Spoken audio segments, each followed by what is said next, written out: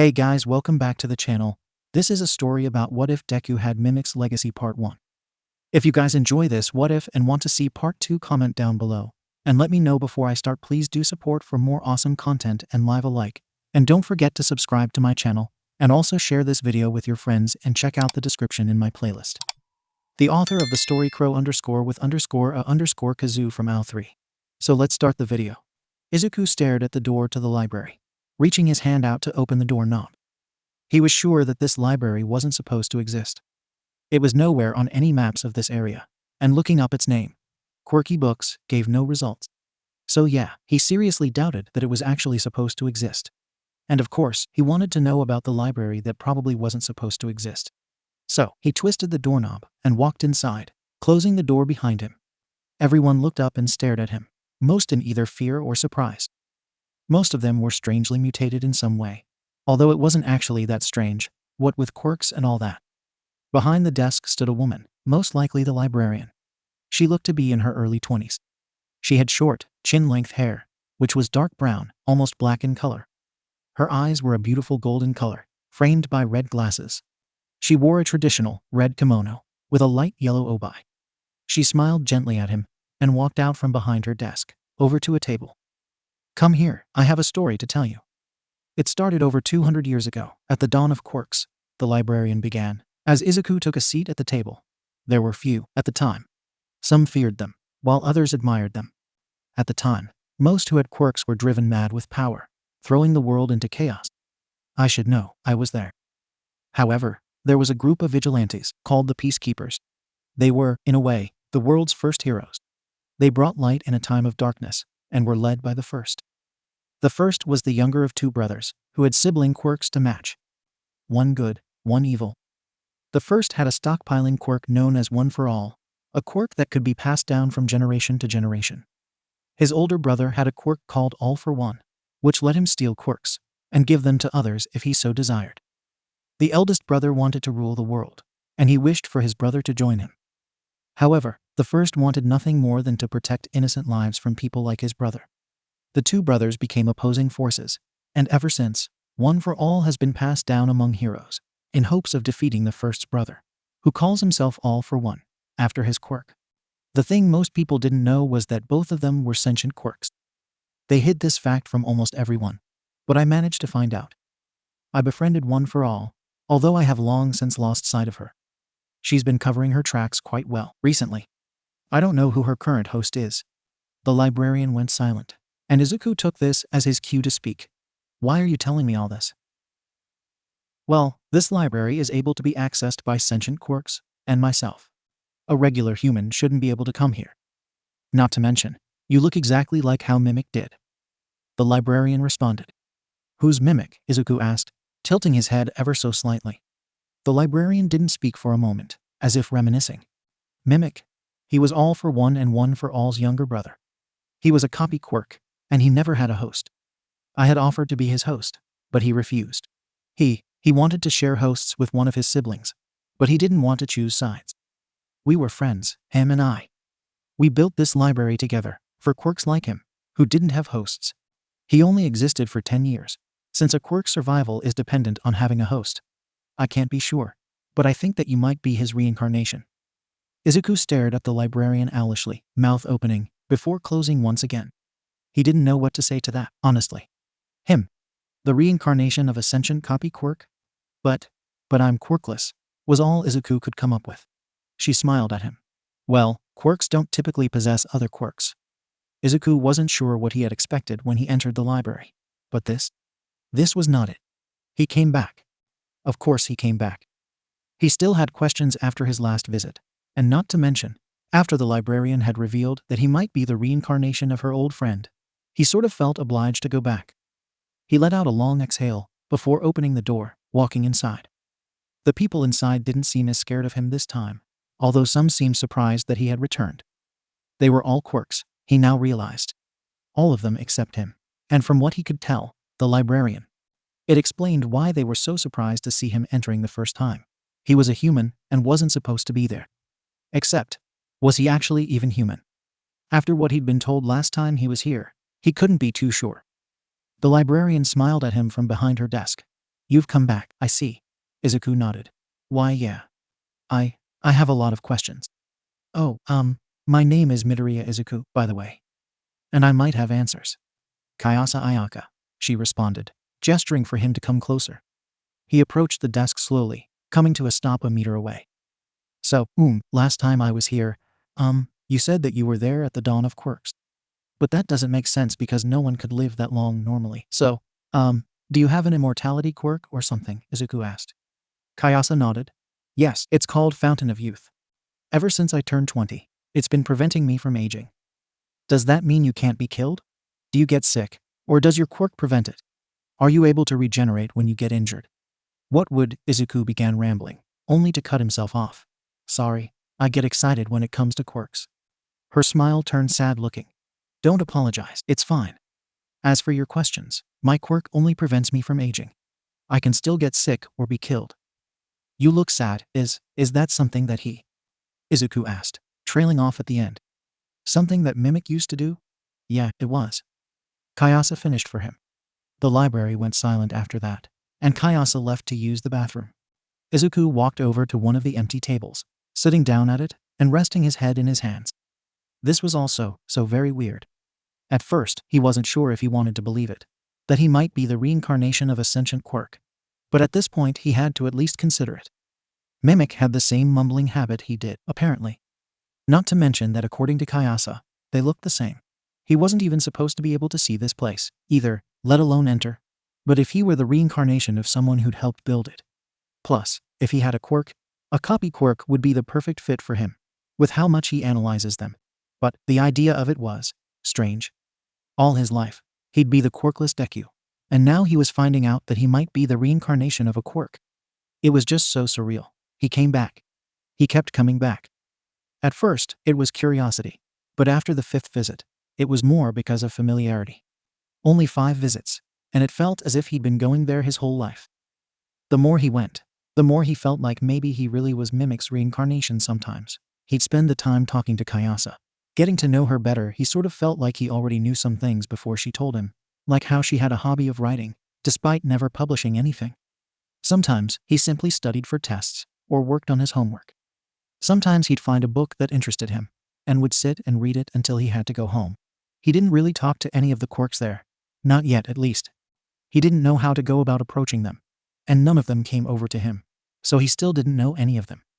Although, he got a feeling that Kayasa would introduce him to some of them soon, if he didn't introduce himself. Well, he'd just have to see what the next chapter of his life held for him tomorrow. Right now, it was 3 a.m., and he needed to sleep. Vrion looked up as the door slowly opened, and Izuku stumbled into the library, tears in his eyes. Kayasa rushed over to him. Midoriya-san, what's wrong? It's nothing. I just had a really bad D-Day. Izuku stuttered, wiping the tears with his sleeve. He walked over to one of the tables, sitting down as Kayasa followed him over. She sat down across from him. Would you like to talk about it? He stared at the table, as if thinking for a moment before speaking. A lot happened. You, Kaken destroyed one of my notebooks. I worked so hard on it, 2A, and he said ISH, should take a swan dive off our roof. ANTH then an slime monster T tried to suffocate me. B but all might saved me. And I asked if I could be a quirkless hero. Izuku paused, uselessly wiping away some of his tears. He said no. Kayasa was silent for a moment, wanting to make sure Izuku had finished speaking before she said anything. Well, if it's of any consolation to you, I think you'd make a great hero, whether you have a quirk or not. Thanks, Kayasa-sama. Izuku sniffed, although he tried his best to give a smile. Kayasa opened her arms up, in an offer to give him a hug, and after a moment, he crashed into her arms, tears in his eyes. He stayed at the library until his mom texted him, asking where he was. It was only later that day that he found out Bakugo had been attacked by that same sludge villain, and ended up being sent to the hospital.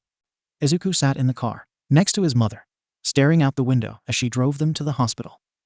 Earlier that morning, Izuku had accidentally let it slip that he'd been attacked by the sludge villain, and so she was bringing him to the hospital to treat any damage the attack might have caused.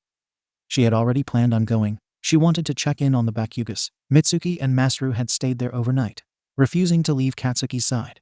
But now that she had learned of Izuku's potential injury, that just made the visit all the more urgent. "Honey, you should have told me as soon as it happened," Inko said. And Izuku nodded absent-mindedly. He knew that she was just worried about his well-being, but he really wished she would just listen when he said he was fine. He was, really. Other than burns and bruises from the bullying, he didn't have any injuries. Not to mention, those burns and bruises were the entire reason why he didn't want to go to the hospital. They would find his injuries, and then he'd have to tell them about the bullying, which he didn't want to do. After all, if people found out about the bullying, Bakugo would get in trouble, and then he wouldn't be able to become a hero. He didn't want to do that to Bakugo.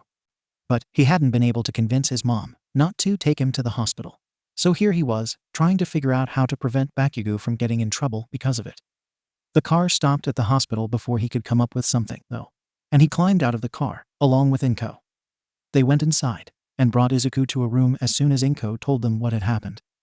Inko left to check in on the Bakugas once the doctors had started checking up on him. As he had already known, he didn't have any injuries other than bruises and burns, which had been easily treated leading to now. "From what your mother told us, you shouldn't have all these burns. Can you please tell me what actually happened?"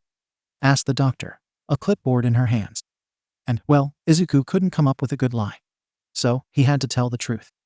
He stared at his lap as he said, "Well, one of my classmates. He has an explosion quirk. And he likes to use it on me." She nodded and asked, "Could you tell me his name?" Izuku knew why she asked that.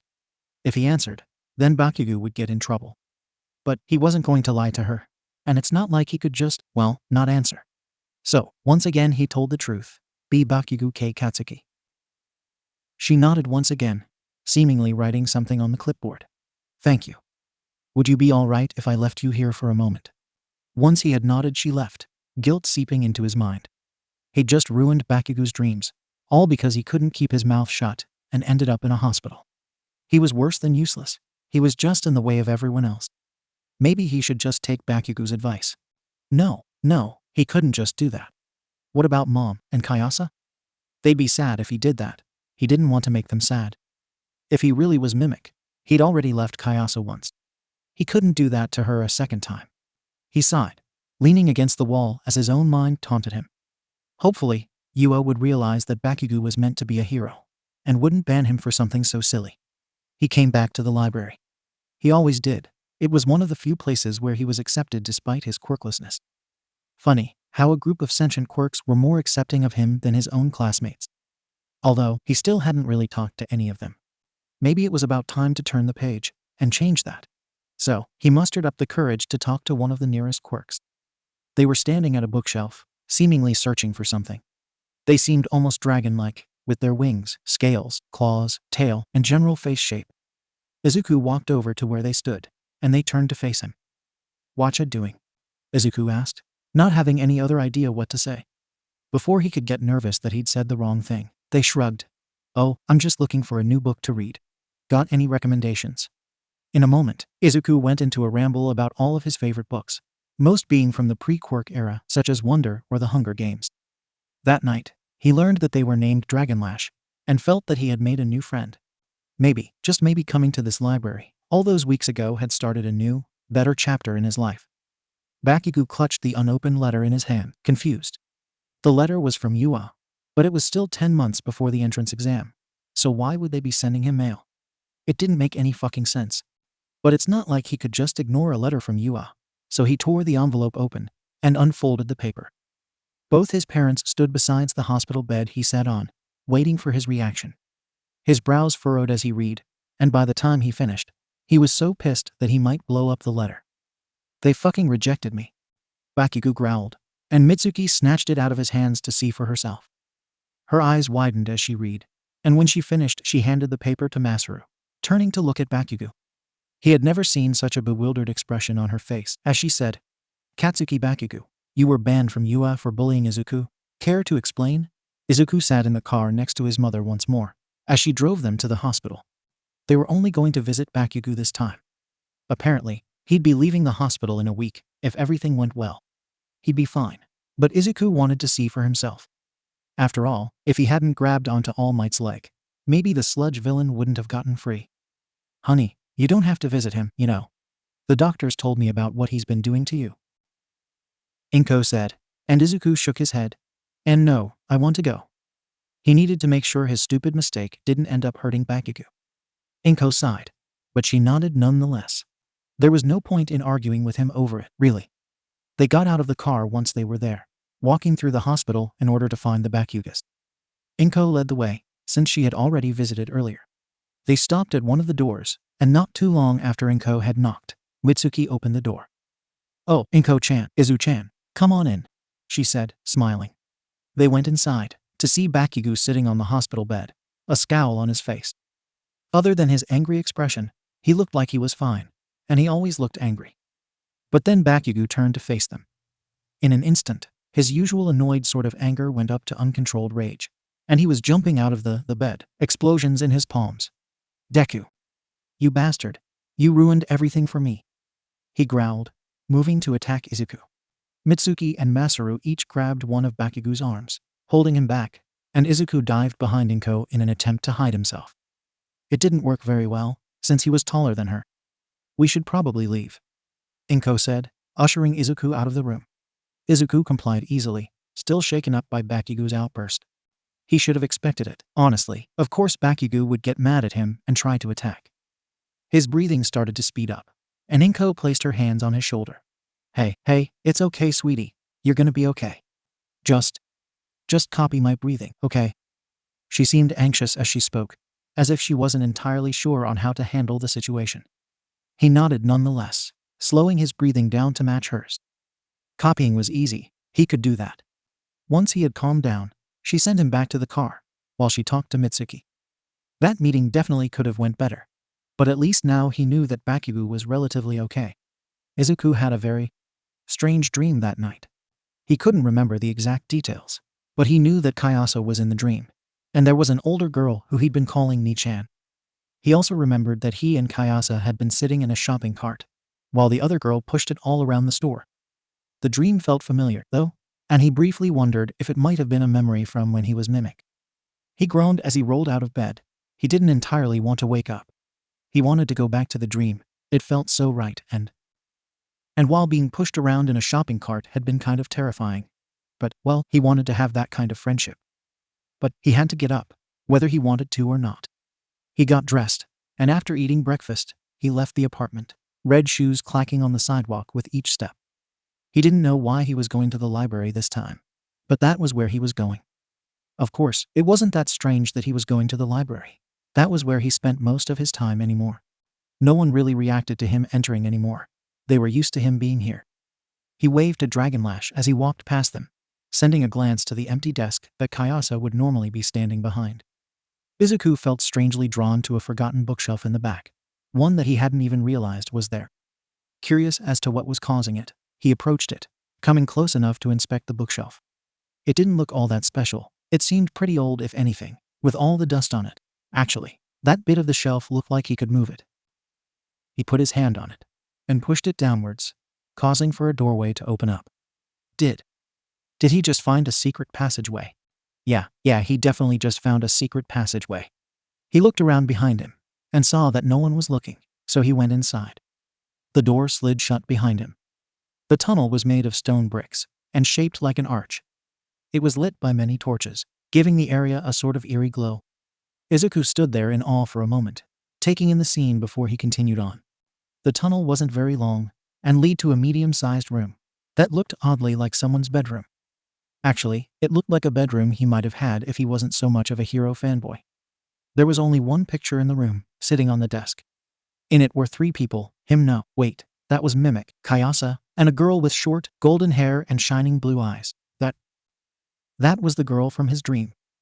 In the picture, 𝗵𝗃 was giving Kayasa bunny ears, while Kayasa held up the phone, and the other girl had her elbows perched on both of them.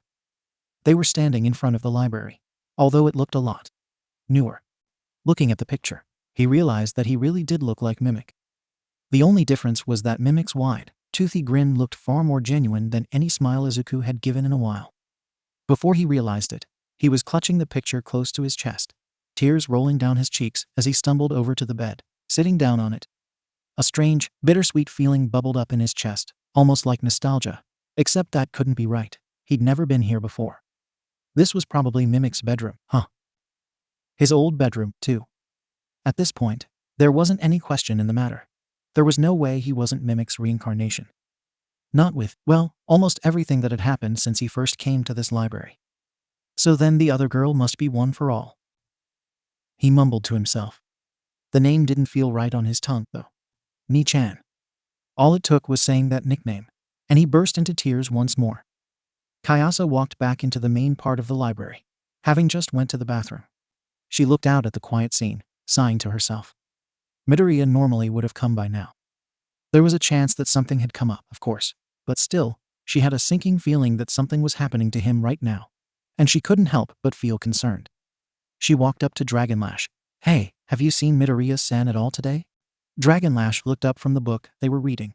HM. Yeah, last I saw him, he was heading to the back. Dunno why, though. 𝗬𝗂𝘂 nodded, and Dragonlash went back to their book, while 𝗬𝗂𝘂 headed over to the back. What would Midoriya be doing back there?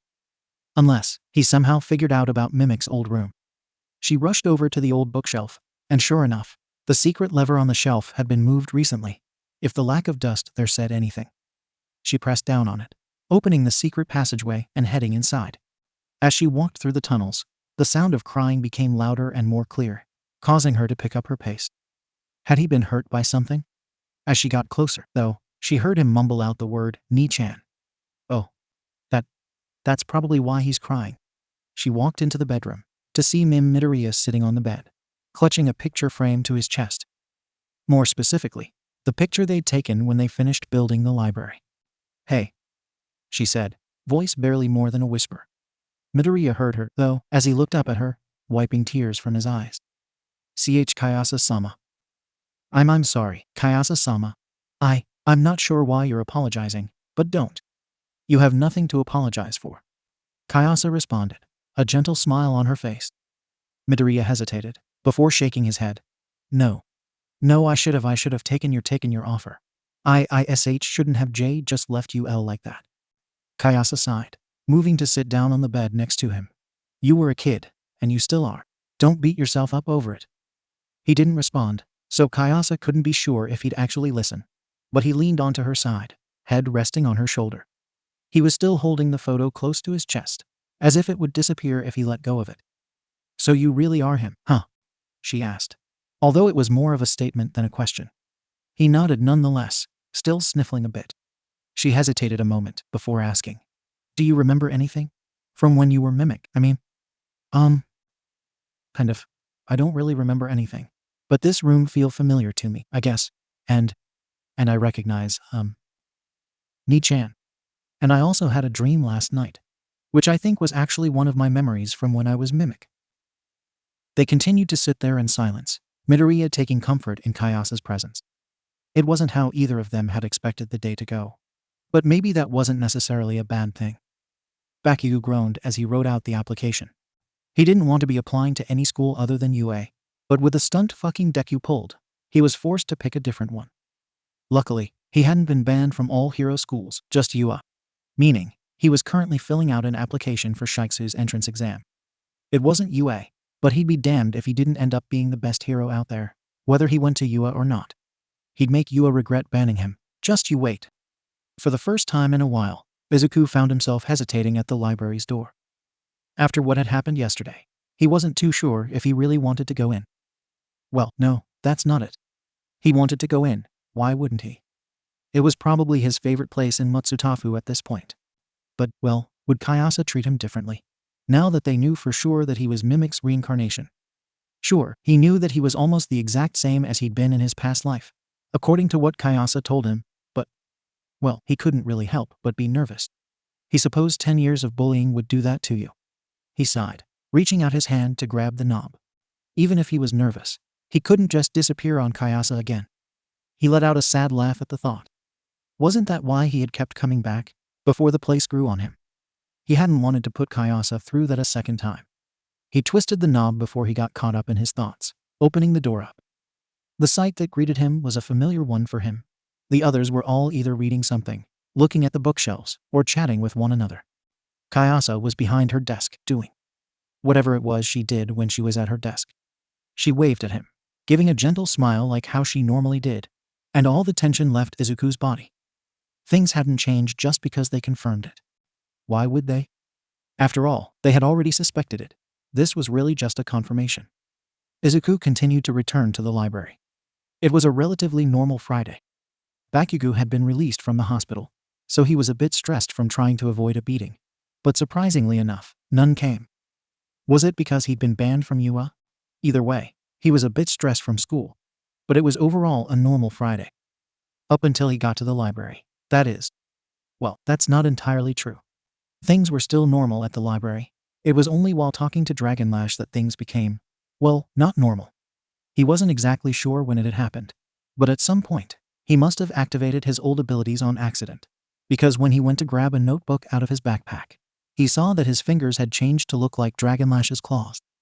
Safe to say, he screamed for a good few seconds before he realized what had actually happened.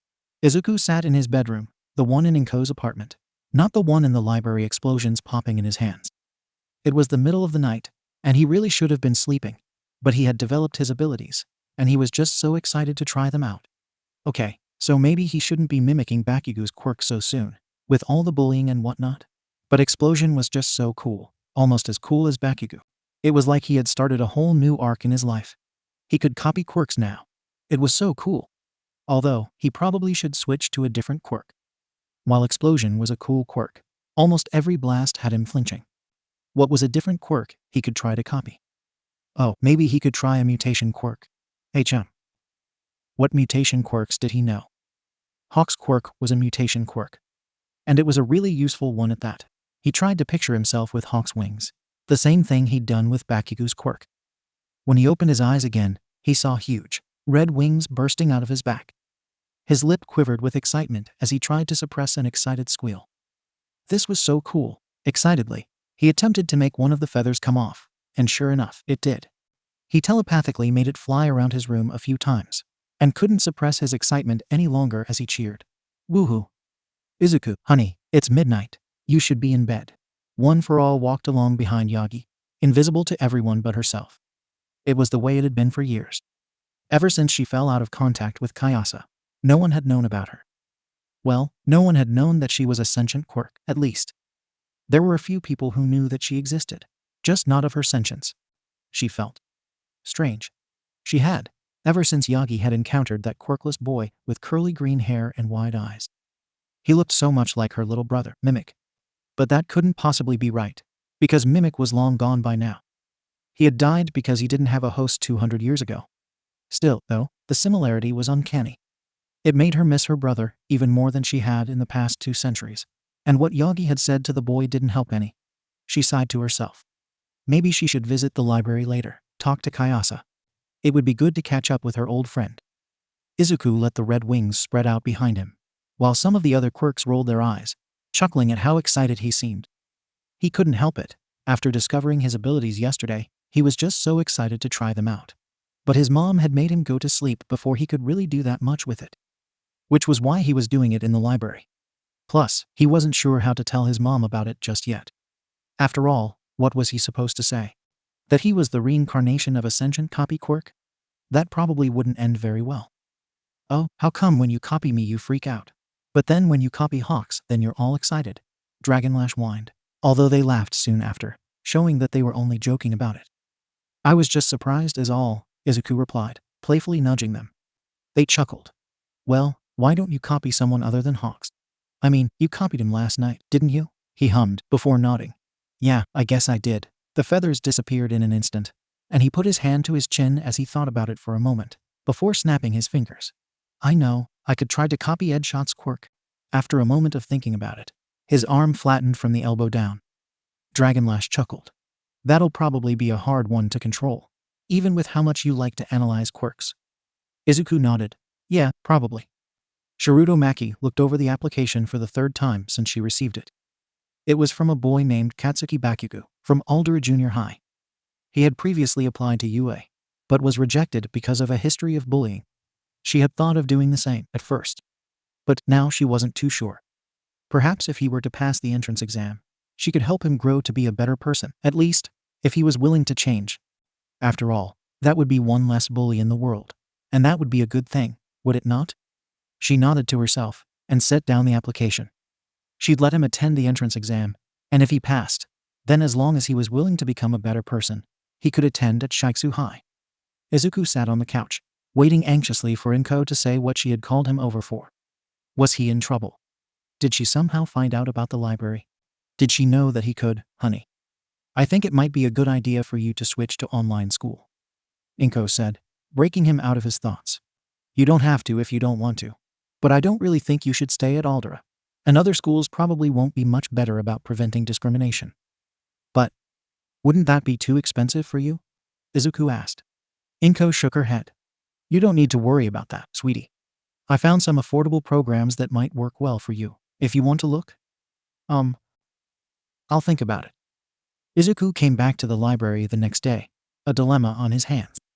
He didn't know what he was supposed to do. After his mom had talked to him about online schooling, he didn't want to burden his mom like that. But at the same time, there would be so many positives of online schooling. He'd have more free time to practice his abilities. He wouldn't have to worry about Bakugo. He could spend more time at the library. Still though, he couldn't bring himself to burden 𝗵𝗃 for his own benefits. While she had said it wouldn't be a problem for her, Izuku knew that she tried to hide the stress he always brought her. She wasn't very good at hiding it, but he never bothered to tell her that. After all, if she knew that he knew, it would only stress her out even more, and he hated to see her so stressed because of him. But even though he knew that it would only make him more of a burden than he already was, there was that selfish part of him that so badly wanted to accept the offer. Which was exactly why he was coming to the library. He needed to talk to Kayase, and she would talk him out of being selfish like that, and then it wouldn't be a problem anymore. And if she said that he should go, well, Kayase was smarter than he was, so if Kayase said he should take online schooling, then he supposed that he would. But it was unlikely that she'd say he should. He walked up to the counter, and Kayase looked up from what she was doing. He still didn't know what it was and said, "Hello Midoriya-kun, how'd school go?" He shrugged in response. It was the same as usual, but I need your help with something. Oh, did something happen? She asked, and he nodded slowly. Yeah, last night. My mom said that I should maybe try doing online schooling. She already had some programs in mind and everything. Izuku started, and she gave him a confused look. That sounds like a good thing. It is. Except, I don't want to be a burden to her. But I do want to try online school, so I don't really know what to do. Izuku sighed, and Kayase shook her head as if it was a silly question. Midoriya-kun, you aren't being a burden to her, you know? You're her kid. It's her job to take care of you. If she thinks that you'd be better off in online school, and you want to try it, then you should. Thanks, Kayase-chan. Izuku walked out of the library, earning himself a few stares since he had appeared out of seemingly nowhere after all. No one else could see the library. He was more than used to the strange looks by now, having been visiting the library for so long. It didn't take long for people to chalk it up to some sort of invisibility quirk, though, and they moved on with their day, and he moved on with his. His shoes thudded along on the sidewalk, their bulky soles making them heavier, and thus a bit louder than others. While it wasn't near dark yet, and he certainly could stay out later, he wanted to head home now, so that he could tell his mom what his decision was. Plus, he heard that Gang Orca had been in a villain fight recently, and he was dying to analyze it. As he walked, he passed by a park titled Sakura Plaza, if he remembered correctly. He had passed it several times before, although he never actually went in. It was a nice place from what he could tell, though, with lots of trees, flowers, and some playground equipment. He just never really had an interest in going there. As he passed it, however, he noticed that there was a strange figure in one of the trees. Curious, he approached it, only to realize that the figure was a short boy around his age, with a bird head and dark clothing. Is he stuck up there? Do you need help getting down from there? Izuku asked, and the bird-headed boy laughed like he had made a joke. Nonsense. I am not in need of saving, for I have become one with my brethren, he said, and Izuku nodded as if he understood what that meant. He looked around awkwardly, unsure of what to do. Although, now that he thought about it, that tree did look kind of comfy. Would you mind if I joined you, then? He asked, and the bird-headed boy nodded. I don't see a reason to prevent it. Izuku grinned at him. and began climbing up without much struggle. Despite not being very strong physically, he was good at climbing trees since he often did it to hide from bullies. Once he had gotten onto the branch, he sat down next to 𝗧𝗵𝗲. "Oh, I'm Midoriya Izuku, by the way." 𝗧𝗵𝗲. The boy responded, and he nodded. They sat in the tree together, mostly in peaceful silence, although they did converse some.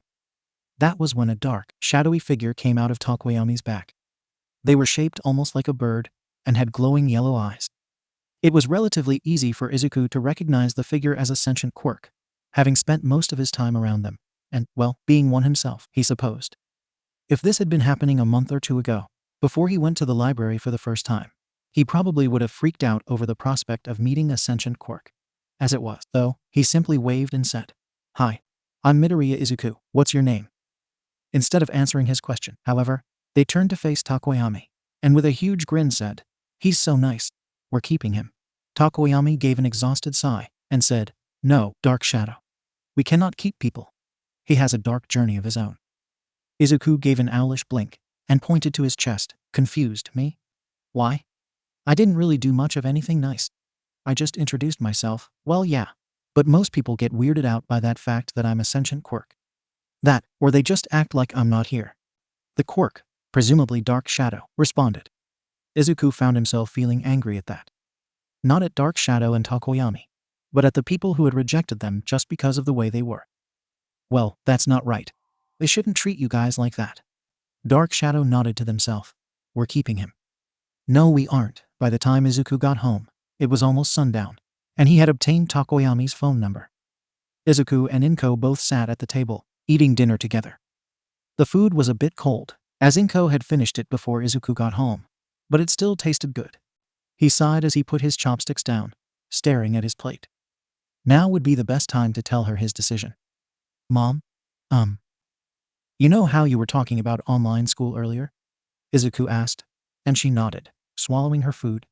I think I want to try it.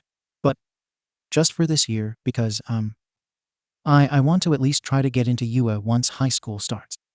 It took a week for his mom to finish setting up the online schooling for him, as well as take him out of 𝗎𝗪𝗓 to enroll him in the new school. That week was rather uneventful, though, and before long, it was over. It was about time to start a new chapter of his life. After all, he had around 9 months before UA's entrance exam, and he needed to train for it. It was the day Izuku started his online schooling, and he was currently in the library, working on his assignments. His mom still had to go to work, so he didn't really see a point in staying at home to do his schoolwork. And besides, once he was finished, he could practice copying other quirks again. He wasn't sure he quite understood his abilities, yet he didn't know what kind of limits his copying had, and what kind of side effects he might get from overusing it. Although, would he actually get any side effects? After all, he was the quirk, in a way, meaning the way his abilities worked might be different from other copy quirks. Actually, did copy quirks get drawbacks from overuse? He'd never really seen anyone with a copy quirk before, so he never got the chance to analyze them. Obviously, it would make sense for any drawbacks from quirks he'd copied to transfer over. But were there drawbacks to pushing his copying past his limits? And what limits were they? Could he copy multiple quirks at once? How long could he copy a quirk for? What were the requirements for copying a quirk? "Aren't you supposed to be doing your schoolwork, not analyzing yourself?" 𝗧𝗵𝗲 asked from behind him. Izuku jumped a bit in surprise and turned to look at her. "Was I really muttering again?" She nodded. "Yeah, you were. Sorry, didn't mean to startle you. Do you need any help with your school stuff? Or are you just excited about practicing?" "I'm just excited. I mean, I'm so used to being quirkless, so the idea of being able to copy quirks now, it's just really exciting," he replied, earning a smile from her. "Well, once you finish your schoolwork, you can practice all you want. I'd tell you more about your abilities, but, well, we didn't exactly get to learn much about what you could do, since there weren't many quirks back then," she said, ruffling his already messy hair. Izuku nodded. "That's fine. Experimenting with my abilities will be fun." 𝗧𝗵𝗲 chuckled at his excitement, and gave him a thumbs up as she walked away, leaving Izuku to finish his schoolwork for the day. It wasn't too hard to do, and he finished in a decent amount of time. He closed his computer once he had finished, and stood up, stretching. He moved a bit away from the table, not wanting to ruin it by accident. But what should he try to practice first? He needed to figure out his limits before he could try to train to push past them. But what first? He didn't want to start with trying to find out his time limit, because not only would that risk tiring him out completely, but it also meant that depending on his time limit, he'd run out of time to practice. It would probably be smartest to figure out the requirements for copying other quirks. Otherwise, he might go into battle unprepared because he couldn't copy a quirk for some reason.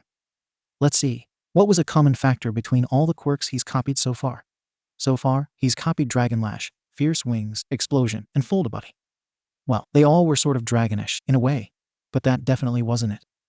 The only other similarity he could think of was that he knew what all of them did. So then he should try to copy a quirk he didn't know about. His best bet would be to try to copy one of the other quirks who went to the library. While he had talked to most of them, and knew some of their names, he didn't know what they actually did, so it was his best bet, other than just going out and trying to copy a stranger's quirk. Some of the quirks had really descriptive names that easily gave away what they did, though, so he should try to copy one who had a vague name. But who? He looked around the room, before his eyes landed on one of the quirks, sitting alone at a table. Their name was Power, and they were possibly the most cryptid quirk Izuku would ever meet. He knew absolutely nothing about them other than their name, but somehow they seemed to know almost everything about him. Of course, that might just be because they knew him in his past life, but Izuku figured that he would probably recognize them at least a little bit if that was the case. Anyways, he didn't know anything about them, so they would be the best quirk for Izuku to try to copy at the moment. Izuku squinted his eyes shut and tried to imagine himself copying Power, just like how he did for any other quirk, but it just didn't work. He opened his eyes up, and nothing had happened. So then he needed to know what a quirk did in order to copy them. Okay, now that he had settled that, he should try to see if he could copy two different quirks at once. Arbor and Bubble could work. He tried to imagine himself with the two quirks, and as soon as he did, a pained scream ripped its way out of his throat, and he collapsed onto the floor, clawing at his hair. His head was pounding. It was as if someone was repeatedly whacking it with a sledgehammer over and over and over, and it felt like he was being torn in two. He kept his eyes shut tight, the pressure behind them so intense that he didn't want to open them. His nose burned, and he swore could feel warm liquid dripping out. He wanted to cry so badly, but he couldn't open his eye to do so, and they burned, and he wanted it to stop. He could feel tendrils coming out of him, but he didn't know what they were unless they were from Arbor. He could hear two pairs of footsteps coming towards him, and familiar voices talking, but it hurt so much, and he couldn't identify who they were or what they were saying. Someone's hand gripped his arms gently, and pulled his hands away from his head, which lessened the pain a little bit. Had he been tugging at his hair? The familiar voices continued talking, and he heard the door opening, followed by more footsteps running over and another familiar voice. The footsteps changed direction after a different voice said something though, and then the pain started to get worse and worse, and another pained cry pushed its way out of him, and he folded over on himself. One of the familiar voices left, and then the other one came back, and suddenly a soft blanket was draped over his shoulders. Then the other one came back, and the voices started talking again, but he still couldn't tell what they were saying. Then he felt something, probably a tissue, being pressed up against his nose, as if to stop the liquid from coming out of it. That was about when he passed out. One for all sighed as she looked at her little brother, saddened by the state he'd been put into. He had fallen over when he passed out, so he was now curled up on the floor, his old green blanket wrapped around him, and a bloodied tissue on his nose. Ayaka stood across from her, and a dragon-like quirk she didn't know was kneeling in front of him. Some bubbles floated about the area, and tables and bookshelves had been knocked down from Arbor. "I thought he was dead," she mumbled, and Ayaka nodded. "He was. This is his reincarnation. He goes by Midoriya Izuku now," she responded. The dragon-like quirk slowly pulled him up into a sitting position, and held his shoulders to keep him there. "Geez, what did he even do?" they muttered, and Ayaka shrugged, shaking her head. "We can ask him later," she said, before crouching down to his right, and wrapping his arm around her neck. "Bulb-chan, could you grab his other arm? We need to get him to a hospital." Bulb was a nickname that Ayaka used for her, although she didn't really know why she used that particular one. She nodded and did so, and the two of them worked together to take him to Ayaka's car, and put him in the back seat. Ayaka walked over to the driver's side and said, "Do you want to come too? You'll have to stay hidden, of course, but yeah, I think I should come. I need to talk to him when he wakes up."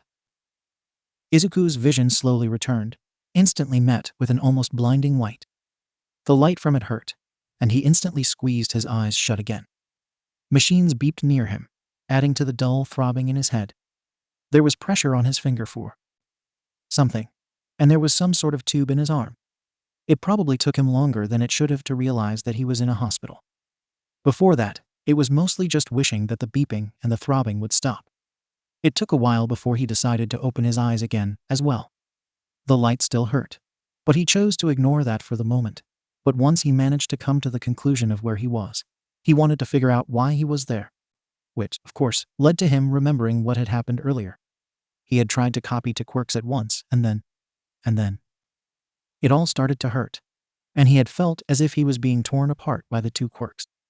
Did that normally happen when people with copy quirks tried to copy multiple quirks at once? Or had it been because he was the quirk? He didn't know. He did know, however, that he never wanted to do that again. Maybe copying quirks was fun and exciting and amazing. But what had happened from trying to copy two quirks was anything but. It was an experience he never wanted to go through again, and an experience he wished he never went through in the first place. However, he had went through it. But, well, he supposed now he knew, at least. Now he knew that trying to copy multiple quirks was overwhelming, and he shouldn't do it anymore. There was a sudden knocking on the door, snapping him out of his thoughts. This was followed by 𝗬𝗂𝗧 walking in, gently shutting the door behind her. "Oh, thank God, you're awake." Izuku's head whipped around to look at her, taking in her concerned yet hopeful expression. He smiled at her. "𝗬𝗂𝗧-chan. Wait, where's Mom? She's not here yet. She wanted to stay overnight, but the doctors wouldn't let her. Bulb is here, though, but I think she's asleep," 𝗬𝗂𝗧 said, smiling softly as she walked over to his bed. He looked at her, confusion etched into his expression. "What do you mean, overnight? And who's Bulb?" 𝗬𝗂𝗧 chuckled to herself, shaking her head. "Right, you don't remember. Bulb is what I call one for all. As for the overnight part, well, you've been asleep for 17 hours. Izuku chose to ignore the last part, instead saying, "Nichan's here? But you said you haven't seen her in years, and she's here?" She nodded. "Yeah, she came to the library yesterday. Well, you know. She's invisible right now, since no one's supposed to know about her. But she's here. I've already told her that you don't remember anything, so be ready for her to tell you a bunch of stories about what we did together. Also, she might call you Mimi. It's a nickname she used to call you by." Izuku nodded, and they fell into silence. He was, admittedly, excited to actually meet his sister. But with the pounding in his head, it was hard for him to actually focus on it, or much of anything for that matter. Eventually, though, a question popped into his head, which he immediately blurted out. "How much of it do they know?" She looked a bit surprised by the question for a moment, but she didn't take long to answer. "I told them that I saw you in the middle of a migraine at the park, and I brought you here when you passed out. I didn't tell them what had caused it, which is partially because I'm not entirely sure myself. But I'm guessing it had to do with you copying multiple quirks." He nodded in response. "Yeah. I was trying to test the limits on what I could do. Should have expected there to be some sort of backlash, honestly. Don't beat yourself up over it, Midoriya-kun. There's no way we could have known that this would happen after all. We never really got the chance to test out exactly what you could do back then," she replied, gently ruffling his hair. "I'd suggest that you tell them what caused it, though. That way they can help you better. As far as I'm aware, there's no reason for you to keep it secret." 𝗬𝗂𝗧 continued, and Izuku nodded. She was right. The only reason he hadn't told anyone yet was that he never really had gotten a good chance. Either he forgot to tell Inko, or she was doing something else already. They went silent again for a moment, which was about when One for All became visible, standing right next to 𝗬𝗂𝗧. "Mimi, it's been so long." Despite her clear excitement, she kept her voice low. Izuku couldn't help the tears that welled up in his eyes when he saw her, despite never seeing her in his life before. She was a stranger to him, but at the same time, she was his sister. Tears started to stream down his cheeks, and in a voice barely more than a whisper, he said, "Ni-chan, it's nice to see you." It was odd. It always had been, ever since he went to the library for the first time. Ever since that day, his worldview had been flipped on its head, again and again. He learned that quirks could be given or taken. He learned that somehow, people did care about how he was treated. Enough that Bakugo had been banned from UA. He learned that he was the reincarnation of a sentient copy quirk. He learned that he had two older siblings, one good and one evil. He learned that he could copy quirks. But none of that was quite like seeing his sister in person for the first time. He was at a loss for words. What was he supposed to say? One for all, no, 𝗵𝗃. He liked 𝗵𝗃 better. 𝗵𝗃 teared up too. But he could tell that they were happy tears. She was smiling at him. A smile even brighter than All Might's and more real, too. It was strange, having someone smile at him like that. He smiled back. Her smile was infectious. He couldn't help it. She launched herself at him, though she was careful not to mess with any of the machines attached to him. Her arms wrapped around his torso in a bear hug, and after a moment, he hugged her back, tears streaming down even more. They stayed like that for a while, seconds, minutes, Izuku couldn't say. 𝗬𝗂𝗧 was silent throughout it all, giving the sibling quirks their space. It was weird to think of himself like that, too. He was a quirk. Most of the time, he didn't think about it all that much. But sometimes, like now, he would have the sudden realization that, hey, this is real. I'm a quirk, a complete change from before, when he thought that he was quirkless. 𝗵𝗃 separated from him eventually, and as she did, footsteps from outside began heading in the direction to Izuku's hospital room.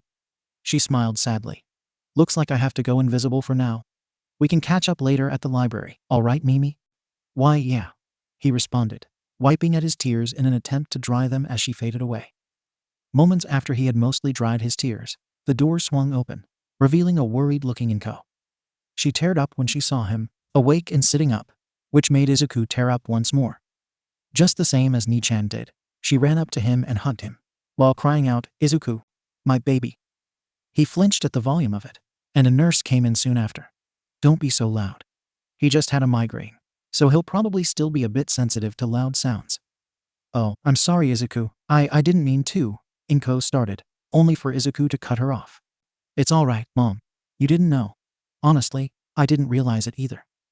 𝗵𝗃 pulled away from him, and the nurse spoke up again. Is it all right if I ask you a few questions, so we can find out what happened? Izuku nodded slowly, and she began asking him questions as she checked his vitals. Izuku answered them almost completely honestly, although he lied about how it had happened in the park, rather than admitting that it occurred in the library.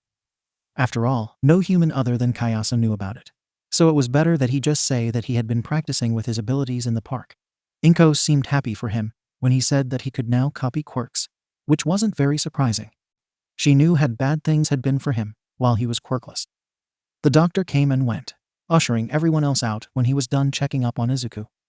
Something about how Izuku needed space in order to recover. Leaving Izuku alone with his thoughts in the hospital room. Izuku was released a couple of hours after he had woken up, and by that point, the pain had mostly subsided. He went home with 𝗵𝗃, texting Tokoyami while she drove the car. He figured that 𝗵𝗃 would probably want to keep him in the house for a while after that had happened. The doctors had given him a prescription for migraine medicine, but they had also said that it was probably an effect of overusing his quirk, so he should be fine as long as he didn't do it again. Not like he planned to do it again. That was not at all a pleasant experience. But despite what had just happened, there was a giddy feeling in his chest, and he couldn't help the small grin that appeared on his face. He'd just met 𝗵𝗃 for the first time, and she had promised that once he recovered, they could talk to each other again, which was something he'd be looking forward to. He'd never really had someone who he could consider as family before, he realized. His mom was nice, sure, and while she clearly cared about him, she just never really supported him in his dreams, and that hurt. He never really managed to consider Auntie Mitsuki and Uncle Marusa as family, despite his nicknames for them. He only ever saw them when Bakugo was also around, and Bakugo being there made it hard. 𝗬𝗂𝗧 and Tokoyami weren't family either, just friends. And Bakugo. He didn't want to think about Bakugo. He wasn't entirely sure that he'd be able to get that kind of thing from 𝗵𝗃 either, honestly. After all, that was his first time meeting her. At least, in this life. 𝗵𝗃 already recognized him as her little brother, though, and he referred to her as 𝗵𝗃, not because he had to, but because it felt right. Sure, he was worried that things wouldn't be the same as they were in his last life, seeing as he had completely different memories, and experience shaped the person. He might be different than how she remembered him, or maybe he had stayed the same, but she changed and no longer would get along with him. But mostly, he was excited. He wasn't sure what was causing it. Perhaps the traces of his past life left in his mind, or maybe just the concept of having an older sister he could look up to. But a feeling of warmth and comfort made itself home in his mind whenever he so much as thought of their brief conversation in the hospital. It was nice, and he wanted more of it. There was a part of his mind filled with half-forgotten memories of what they did together. The sensation of her playing with his hair, in order to soothe him to sleep. Words that she had said to him. It was there, he knew it was, he just couldn't fully recall it. They might have come from his dreams, or they might have always been there, and he was only now realizing it. After all, he'd always been Mimic. He just didn't realize it before. He was glad that he had found out, though. His life had always seemed just a tad brighter after he had arrived at the library for the first time. His phone buzzed in his hand, alerting him that 𝗧𝗵𝗲 had responded, and pulling him out of his thoughts. Hopefully, 𝗵𝗃 wouldn't insist on keeping him inside for too long. It was only a day later when Izuku returned to the library. He had spent most of the day he got home resting, but now he was ready to go back to the library, and so he did. As soon as he entered the library, all the other quirks inside came over, checking to see if he was all right and such. He wasn't very close with most of them, but they still seemed to care about him despite that, though it might be because of how fond 𝗬𝗂𝗧 was of him. Once he had managed to convince the others that really, it's fine now, it won't happen again, things calmed down again, and everyone went back to what they were doing before. As soon as that happened, Izuku spotted Nichan talking to 𝗬𝗂𝗧. He wasn't sure what had possessed him to do it, but as soon as he saw her, he called out, "Nichan," just before running at her and hugging her. 𝗬𝗂𝗧 chuckled, and Nichan ruffled his hair. "Hey there, Mimi. You feeling better?" "Yep," he chirped, smiling at her. Not 2 seconds later did he realize what had just happened, and instantly let go of her. "I'm sorry, I didn't know we did that. It was 𝗬𝗵𝗲 just interrupted your conversation. And should be scared before a hugadio. Hey, slow down, Mimi. You need to breathe, remember." Izuku promptly took a huge gulp of air, nodding. "Right, sorry." "Well, I'm glad you're feeling better now." Nichan grinned, ruffling his hair once again. "Now, I believe we have a lot of catching up to do." And so they did. Izuku went first, since he was younger, and therefore it wouldn't take as long for him to finish. He made sure to be brief about it, though. His life wasn't exactly good, and he didn't want to make Nichan sad by telling her about it. Once he had finished, Nichan began to summarize everything that had happened to them. How he had been created by All for One by mashing together a copy quirk and a quirk that made objects sentient. How he had tried to prevent their family from splitting up. How they met 𝗬𝗂𝗧 in a Denny's parking lot at 2 a.m. How the three of them worked together to build the library. How he had disappeared one day, only for them to later find a note that he had written saying that he was probably dead. She didn't linger on that for very long, instead moving on to tell him various stories of things they did together, such as the one time they had a shopping cart race in the grocery store. "I don't know how you two managed to talk me into that." 𝗬𝗂𝗧 chimed in, to which Nichan shrugged. Nichan then turned to him and loudly whispered, "It was your puppy dog eyes. Only a monster could resist those." He blinked at her, tilting his head slightly. I have puppy dog eyes? I am going to teach you how to do them later, don't worry." Nichan affirmed, nodding to herself. 𝗬𝗂𝗧 groaned in the background. "Oh. Okay." Izuku chose to ignore 𝗬𝗂𝗧's protests of him learning the puppy dog eyes, because it was apparently how he and Nichan got away with half of the crazy things they got up to. How many of those things were his idea? Izuku had no clue. He didn't think he wanted to ask, though. He walked out of the library with a wide grin, completely ignoring the strange looks he got from walking out of thin air. He was well used to them by now. Meeting Nichan had been better than he ever could have thought of, and he was just so happy. She had been so much fun to talk to, and she had lots of interesting stories as well. Most of which made 𝗬𝗂𝗧 roll her eyes in a way that said, "These idiots are lucky that I love them." Nichan said that she was being a mom. Nichan hadn't taught him how to do the puppy dog eyes yet, but he had a feeling that he could count on it happening. Currently, he was making his way to the local cafe. 𝗧𝗵𝗲 had requested that they meet up there, and Izuku had seen no reason to say no to it. The cafe was nice, so he figured it would be a good place to meet with a friend. Well, he liked to think that he and 𝗧𝗵𝗲 were friends anyways. He entered the cafe and found his way to an empty booth, waiting for 𝗧𝗵𝗲 to show up. As soon as the bird-headed boy entered the cafe, Izuku called out, "Hey 𝗧𝗵𝗲-san. Over here." Izuku was sobbing when he woke up. For the first few seconds, he wasn't entirely sure why he was crying, but he couldn't make it stop. Then memories of the dream he'd had that night pried their way into his mind, and the tears fell harder. He remembered leaving a note on the library's desk, a note he didn't dare look at. He remembered sneaking out of the library in the middle of the night, anxiously looking over his shoulder to make sure no one was watching. He remembered running as soon as he was out of the library, urgency filling every step. He remembered that he was looking for someone, that he had something important to tell them before it was too late. He remembered his legs getting weaker underneath him, yet he continued on anyway. He remembered his body becoming transparent, causing his urgency to grow stronger. He remembered collapsing onto the floor, legs unable to carry him further. He remembered crying out, in pain and in sadness.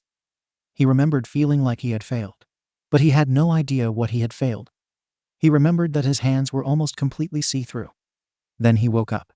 He wanted to tell himself that it was just some horrible nightmare. It wasn't real, and it hadn't happened. But he knew who he was. He was Izuku Midoriya, the reincarnation of 𝗵𝗃. Once a sentient copy quirk that lived in the dawn of quirks, now a teenage half-quirk living in a world where quirks dominated everything. He knew that in his past life, he died because he didn't have a host. He knew that he sometimes got memories of his past life in the form of dreams. He knew that his nightmares were never anything like the dream he had just had. The conclusion he came to wasn't one he liked to think about. Those were his dying moments in his past life. Other than it being a bizarre nightmare, that was the only conclusion that made sense. Part of him wanted to pretend that was all it was. A bizarre nightmare, something his mind had made up to scare him. But he never had nightmares like that, and he had no idea why he would. While he sometimes felt guilty about how he had left 𝗬𝗂𝗧 in his past life, he'd figure that a nightmare about that would be different. Plus, he doesn't live in the library, so there was no reason he'd be sneaking out of it in the middle of the night. But in his past life, he had lived in the library. He knew that. He had been in his old bedroom before. The tears eventually ran out, but the memory of it lingered in his mind, along with a question. Who had he been looking for? After the dream, things continued on as normal. He continued to go to the library and do his schoolwork. When he finished his homework, he hung out with 𝗵𝗃 and the other quirks. Sometimes he would practice copying quirks, though he found that there wasn't much to practice. There were only 2 limits on his ability to copy quirks. He needed to know about the quirk, and copying 2 quirks at once was agonizing. He never told anyone about the dream. He didn't tell 𝗵𝗃 or 𝗧𝗵𝗲 because he couldn't. They didn't know that he was a sentient quirk. They couldn't know. Letting people know what he was would lead to them finding out about his siblings, and both of them were national secrets. Letting people know would lead to them trying to make him into their quirk. Maybe 𝗵𝗃 and 𝗧𝗵𝗲 wouldn't do such a thing, but others would. He didn't tell 𝗬𝗂𝗧 or 𝗵𝗃 because he knew that the subject of his death was uncomfortable for them. They didn't say it, but they didn't have to. He could tell. He didn't tell the other quirks because if he did, 𝗬𝗂𝗧 or 𝗵𝗃 would eventually find out, which would defeat the purpose of telling the other quirks about it, instead of one of them. So no one knew that he had a dream recounting his last moments in his past life. No one but him. That made it hard to figure out exactly what had happened, though.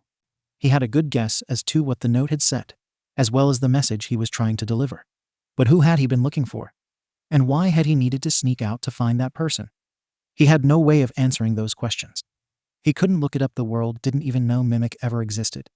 He couldn't read about it in one of the library's books. None of the books had anything to do with his past life. And he was fairly sure that he didn't have a diary. If he had, it would have been in his old bedroom. Since he had no way of answering them, he tried not to think about them too much. A hard feat, considering his natural curiosity. That, along with what the dream had been about. Ignoring thoughts involving a dream about his last moments proved to be rather difficult. He'd manage it, though. 𝗧𝗵𝗲 was unsure what to make of Midoriya. Midoriya wasn't like anyone he had encountered before. Most people feared him for his lack of control over Dark Shadow, and those who didn't fear him pitied him. Most people ignored the fact that Dark Shadow was their own being, and those who didn't ignore their sentience treated them as if they were a monster. Most everyone was off-put by either his bird head or the way he spoke and dressed. Midoriya did none of those things. He didn't care that 𝗧𝗵𝗲 couldn't control Dark Shadow. He treated Dark Shadow as a friend just as much as he treated 𝗧𝗵𝗲 as one. He wasn't off-put by 𝗧𝗵𝗲's bird head, and in fact found it as super cool looking. 𝗧𝗵𝗲 didn't understand why. What made Midoriya so different from everyone else? Even his parents didn't like him because of Dark Shadow, who was an unexplained mutation of a quirk that couldn't have come from anywhere within the family.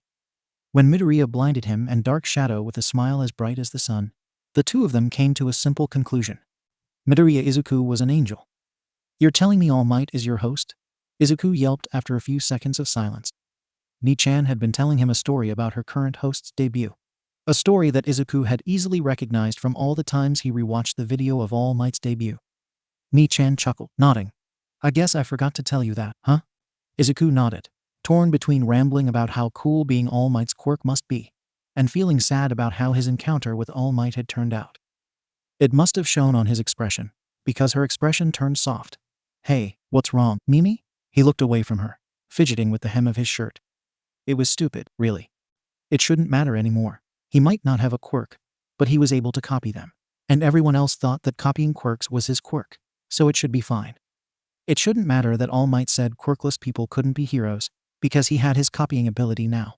Plus, 𝗬𝗂𝗧 had said that she thought he could be a hero, with or without a quirk. But it still hurt, and he didn't know why. Izuku never answered 𝗵𝗃's question. He didn't know what was wrong. He knew it was because of what All Might had said to him, but he didn't know what was making it hurt still. Tears poured down his cheeks, prompting 𝗵𝗃 to engulf him in a hug, whispering reassurances to him. And maybe she had figured out what it was, because she said, I think you'll make a great hero, Mimi. He cried harder after that, but those tears were happy tears.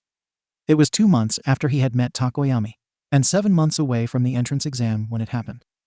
Izuku, 𝗧𝗵𝗲, and Dark Shadow were sitting in a tree, same as they had when they first met, talking about the recent documentary on Gothic-themed heroes. In the middle of Izuku's rambling, Dark Shadow blurted out, You're a sentient quirk, like me.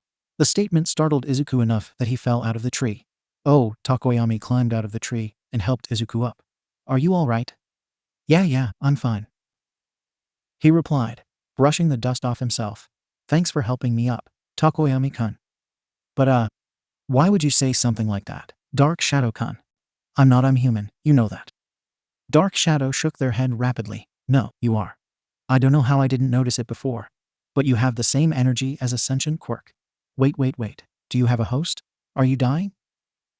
What? No, I'm fine, I'm not dying. Izuku waved his hands around wildly, before pausing. Wait. What do you mean I have the same energy as a sentient quirk? 𝗧𝗵𝗲 nodded in agreement. I would also like to know what you mean, my shadowy friend. It's kinda weird. But us sentient quirks can sorta just tell if someone else is a sentient quirk, because we just give off a different energy, I guess. I don't know why you wouldn't know about that, though, since you're one of us, Dark Shadow explained, the last part clearly directed at Izuku. Izuku paused for a moment, thinking. He could tell them that he wasn't a sentient quirk, and say that's why he didn't know about it. But he was friends with them, wasn't he? And plus, Dark Shadow was a quirk like him, and 𝗧𝗵𝗲 was their host. Both of them seemed trustworthy enough. Except he wasn't really supposed to tell anyone about his past. Mimic was supposed to be a secret, same with his older siblings. But he could tell them the truth without spilling his secrets, couldn't he? Yeah, I'm a sentient quirk without a host. But don't tell anyone, okay? I don't really want people knowing. Izuku said, rubbing the back of his neck. 𝗧𝗵𝗲 nodded. I will take your secret to the grave, okay, but you don't have a host. That's not good, you'll end up fading. Dark Shadow responded, making hand gestures to emphasize their point. Izuku shook his head. No, it's fine, really. I can handle myself. Plus, if I do get close to fading, I have options. So please don't worry about it, okay? Dark Shadow seemed reluctant at first, but they nodded. All right, if you say so. After that day, nothing very eventful happened. Izuku continued to work on his copying, applying his analysis to the quirks when he copied them. He didn't need to train his copying itself too much, but his control over quirks he copied had needed a bit of attention, some more than others. He had grown closer with 𝗧𝗵𝗲 and Dark Shadow after sharing his secret with them. Although they still didn't know the full truth, it was unlikely that they would ask about it any further, though, as they didn't really have any reason to suspect there was anything more to it. From what he had heard, Bakugo had been training hard for the Shiksu entrance exam. He hadn't seen him training, of course, but Izuku had found himself avoiding Bakugo now that he actually could. He had also been spending more time with 𝗵𝗃 lately, which was nice. But now, it was the day before US entrance exam. He paced around one of the tables at the library nervously, mumbling to himself. 𝗬𝗂𝗧 chuckled, pulling him out of his thoughts. You'll do fine, Izuku. 𝗵𝗃 nodded along with a grin. I'll be cheering for you, Mimi. Izuku paused, but slowly nodded, right. Yeah, I'll be fine. I can do this. It was nice to have people who believed in him. Izuku sat on the train, which surprisingly wasn't very full. Then again, it was still early in the morning, so even though there'd be a lot of people wanting to get to the entrance exams, most of them would be coming later on. However, he had gotten on earlier, so that way he'd have more time to go over his quirk notes. While his memory was great, and he probably didn't need to review his quirk notes, he was anxious, and looking them over again would help soothe his nerves. He got off at his stop, and began jogging up to 𝗬𝗧. The gates were open today, since it was exam day, so he didn't have to worry about being locked outside because he got there early. Once he was on campus, he found a bench to sit on, and pulled out his notebook. It was number 14, his most recent one after 13 had been ruined. He sat there for a while, going through all the different quirks he had written notes on, when at some point, he noticed somebody going to sit at the bench across from him. He subtly looked over the edge of his notebook to try to see what the person looked like. He was a tall, muscular-looking boy, with especially strong-looking legs. Engines poked out of his legs, explaining why they looked so strong. He had a square sort of face, with square glasses to match. His eyes and short hair were both a navy blue color. Izuku wasn't incredibly focused on his appearance, however. He was more focused on the engines in the boy's legs, clearly his quirk. They were familiar seeming, as if he'd copied a quirk like it in the past. Engines. Quirks. 𝗵𝗃𝗫. You're related to 𝗵𝗃𝗫, Izuku exclaimed, seemingly shocking the other boy. His mouth hung slightly open as he stared at Izuku, as if he was surprised that Izuku came to such a conclusion. After a few seconds, the boy shut his mouth, only to open it again and say, Yes, I am 𝗵𝗃𝗫's younger brother. My name is 𝗳𝗏𝗍. That must be so cool. Oh, 𝗵𝗃𝗫 Izuku, he responded, smiling softly. He had been a bit worried that declaring something like that might get a negative reaction, but it seems like it hadn't, luckily. Ida nodded proudly. Yes indeed. Being the younger brother of 𝗵𝗃𝗫 is quite an honor. Although I am curious, how did you figure it out? Oh, well, the engines gave it away. I like to study quirks a lot, so it wasn't too hard to realize that your engines are a lot like 𝗵𝗃𝗫's, he said, rubbing the back of his neck sheepishly. Ida gave a considerate hum, before nodding. I see. That does make sense. And it's nice to meet someone else who enjoys studying as well. The two of them continued talking for a while, and eventually more people started arriving, although it was still only a few. The crowd started to get larger, and at some point, Izuku saw a familiar bird head moving around. 𝗵𝗃𝗫, Blacklight-kun, over here. Zuku, Dark Shadow called in response. At the same time 𝗵𝗃𝗫 said, Greetings, friend. When 𝗵𝗃𝗫 was closer, Izuku ran up to him, and pulled him over to where Ida was sat. Guys, this is 𝗳𝗏𝗍𝗫. We met this morning, we're friends now, Ida-san. This is Tokoyami 𝗵𝗃𝗫 and Dark Shadow. They're my best friends. It is nice to meet you both, Ida said, adjusting his glasses. 𝗵𝗃𝗫 nodded. I see you have been bathed in Izuku's light as well. Ida looked confused for a moment, before Dark Shadow piped up. He just means that Zuku likes you. They continued talking for a little bit longer, before Ida had said that it was almost time for the written portion to begin, and they should head out to the auditorium. In reality, they had at least another half hour, but none of them realized that until after they had gotten to the auditorium. The written exam came and went, and Izuku actually felt pretty confident in his results. He'd been moving through his online classes at a pretty fast rate, and had gotten a few weeks into the high school curriculum, so he knew the answers to most of the academic questions, and the heroics-related questions were easy enough with all his analysis. Then Present Mike came up to the stage. Hello little listeners. Welcome to the practical exam. Can I get a yeah? Izuku did not hesitate in replying, under the assumption that everyone else would reply too. Everyone else did not respond, and suddenly the half-quirk was the center of attention. He sunk into his seat, and 𝗵𝗃𝗫 patted his shoulder in sympathy, while Dark Shadow seemed to be restraining laughter. Izuku gave them a half-hearted glare, which only got more stifled giggles. Thank you little listener, Present Mike called out, practically beaming at him. Before Izuku could even process it, Present Mike had moved on. Before we begin the exam, I'm here to explain the rules. It's pretty simple. In this test, there are 3 different types of robots. Each one is worth a different amount of points. In order to pass, you need to get as many points as possible by destroying the robots. And of course, there will be no playing anti-hero, so don't go attacking other examinees. Are there any questions? Ida's hand shot up. Present Mike, this packet shows 4 robots, while you said that there were only 3. We should be able to expect better from you than such mistakes. Present Mike nodded, Don't worry about that one. It's the 0-pointer. You don't get anything out of destroying it, so just think of it as an obstacle. Anybody else? There were a few other questions, but soon enough they finished up, and 𝗵𝘃𝗄𝗃 said, "Now that that's out of the way, let's get this exam started. Can I get a plus ultra?" Once again, Izuku shouted back in response, but apart from Dark Shadow, a reluctant 𝗵𝘃𝗄𝗃, and a couple others in the crowd, no one responded. Izuku stood amongst the crowd of students, mumbling to himself as he waited for 𝗵𝘃𝗄𝗃 to start the test. He wasn't sure where Iida and 𝗵𝘃𝗄𝗃 went, but he trusted that they'd be able to deal with the test on their own.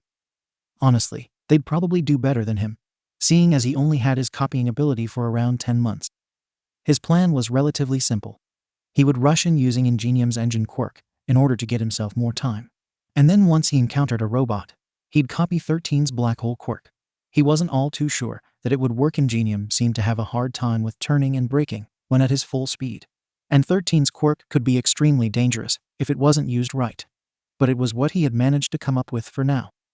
Besides, as long as he only targeted the robots, it should be fine. 𝗵𝘃𝗄𝗃 called, "Go," and in an instant, everyone took off. He quickly copied 𝗵𝗃𝗫's quirk, the engines easily popping out of his elbows, and started to use the quirk, zooming ahead of the others.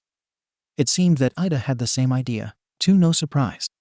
He gave a loose grin and a two-fingered salute as he ran next to Iida, who looked more than a bit surprised. Then, he tumbled onto a different street to look for robots. The test went well for a while. He wasn't sure exactly how many points he had, but it was definitely more than he had been expecting to get. He also managed to save a few people trapped under rubble like 𝗬𝗏 did, which, while it wouldn't help him in the long run, felt pretty nice. He didn't even hurt anyone by accident. Then, the ground started to rumble. Hesitantly, he turned around to look behind him, only to see a giant robot stomping through the city. Nope, nope, nope, nope, nope. He turned to run away like the other examinees were. But then he heard a yell, "Help me!" Despite the fact that there was a chance of being crushed by the 0-pointer, Izuku could not ignore someone who needed help. So, he ran over to the sound of the call, only to find a brunette girl trapped under the rubble. She looked sick, as if she would throw up at any moment. Probably quirk exhaustion. Using his copy of Black Hole, he removed the rubble from her body before turning the quirk off again. "Can you walk?" She shook her head. My ankle." Sure enough, one of her ankles was sprained. He picked her up and made his way towards the entrance of the city. Recovery girl would be there once the exam ended, and she could help this girl. At some point, the girl threw up on his shoes, but he didn't pay much attention to it. He could deal with it later. 𝗵𝘃𝗄𝗃 called the end of the exam, and Izuku dropped the girl off at Recovery Girl's medical station. As he walked up to the front of the school, he was rejoined by Iida and 𝗵𝘃𝗃. Together they went back to the train station, and went their separate ways. Izuku walked along the sidewalk, on his way back to the apartment. He had been planning on spending some more time at the library, but everyone had seemed so excited, but at the same time secretive, and it had been a bit unnerving. Even Nichan had seemed keen on not talking to him about whatever was making her so excited. He trusted them, how could he not, but, well, it had been unsettling enough that he decided to just go spend some quality time with his mom. It had been a while since he spent time with her, anyways. He wasn't too sure what they had seemed so excited about, but with Day it was. He had to wonder if it had something to do with his score on the entrance exam. It was around the time they'd be receiving their letters, after all. Except, he had no idea how they'd possibly know his results, so it seemed unlikely. So, he had no idea what it could possibly have been about. Izuku made his way home, and helped his mom make dinner katsudon, his favorite. Then, once they finished dinner, they huddled up on the couch to watch one of those dramas that his mom liked so much, when he received a text from Takoyami, saying that he had passed the exam and asking if Izuku had gotten his results. Izuku replied to tell him that he hadn't, and during one of the commercial breaks, he got up to go see if it had arrived yet. He found the letter in the mailbox, very clearly from Yua. He plucked it out and rushed back inside. "Mom, it's here. Is it all right if I go read it in my room?" "Sure, sweetie. Just come tell me the results when you're done, okay?" she responded. Izuku called an affirmative back, before rushing into his room, plopping onto the bed as he tore the envelope open, only to find some sort of disc inside of it. No letter in sight, though. On the center of the disc was a button, and out of curiosity he pressed it, only to throw the disc to the ground as a projection showed up from it. "I am here," as a hologram. All Might shouted, and Izuku had half the urge to throw a pillow at the projection in shock. Those things should have come with warnings. All Might continued on, oblivious to Izuku's surprise. Your scores in the written exam were quite impressive, young 𝗵𝗃𝗧𝗍. You got 99% on the test, which would be enough to pass on its own if you had applied for general studies. Izuku had to wonder if All Might was trying to subtly tell him to transfer to general studies. But wait, All Might had recorded the videos for the entrance exam results, which meant Nichan would know his results. So it was why they had seemed so excited back at the library. All Might continued. As for the practical, you got a score of 45 villain points. But that's not all. Not only does 𝗬𝗏 count points for destroying villains, but also the hidden point system, rescue points. For your heroic actions, you have 65 rescue points, giving you a total of 110 points, and placing you first in the entrance exam. Congratulations, young 𝗵𝗃𝗧𝗍, and welcome to your hero academy. The hologram faded, and Izuku could feel tears starting to form in his eyes. He did it. He had actually done it. He was going to be a hero. He opened his bedroom door, and said just loud enough for Inko to hear. I passed. Toshinori was concerned, to say the least. As he had watched the entrance exam, he noticed something so very wrong. Young 𝗵𝗃𝗧𝗍 had a quirk. He remembered the boy, of course. It would have been irresponsible to have simply forgotten about him, considering that he had told the boy one of his biggest secrets. Naturally, he also remembered why he had told young 𝗵𝗃𝗧𝗍. The boy wanted to know if he could be a quirkless hero. The only reason someone would ask that question was if either they were quirkless, or their quirk was simply too dangerous to use. And a copy quirk like the one young 𝗵𝗃𝗧𝗍 had displayed was not dangerous, unless you counted the fact that it gave young 𝗵𝗃𝗧𝗍 a horrid migraine if he overused it. But every quirk had its drawbacks. Meaning that when young 𝗵𝗃𝗧𝗍 had asked him the question, he had been quirkless, which matched up with what the quirk registration said. Which was worrying, because he very clearly had a quirk now. Quirks didn't come in that late, unless they were either developed by a high-stress situation, or had very specific activation requirements. Neither of those were true for young 𝗵𝗃𝗧𝗍. He had randomly developed the quirk in the park, and started experimenting with it when he got backlash from it, and was taken to the hospital after passing out.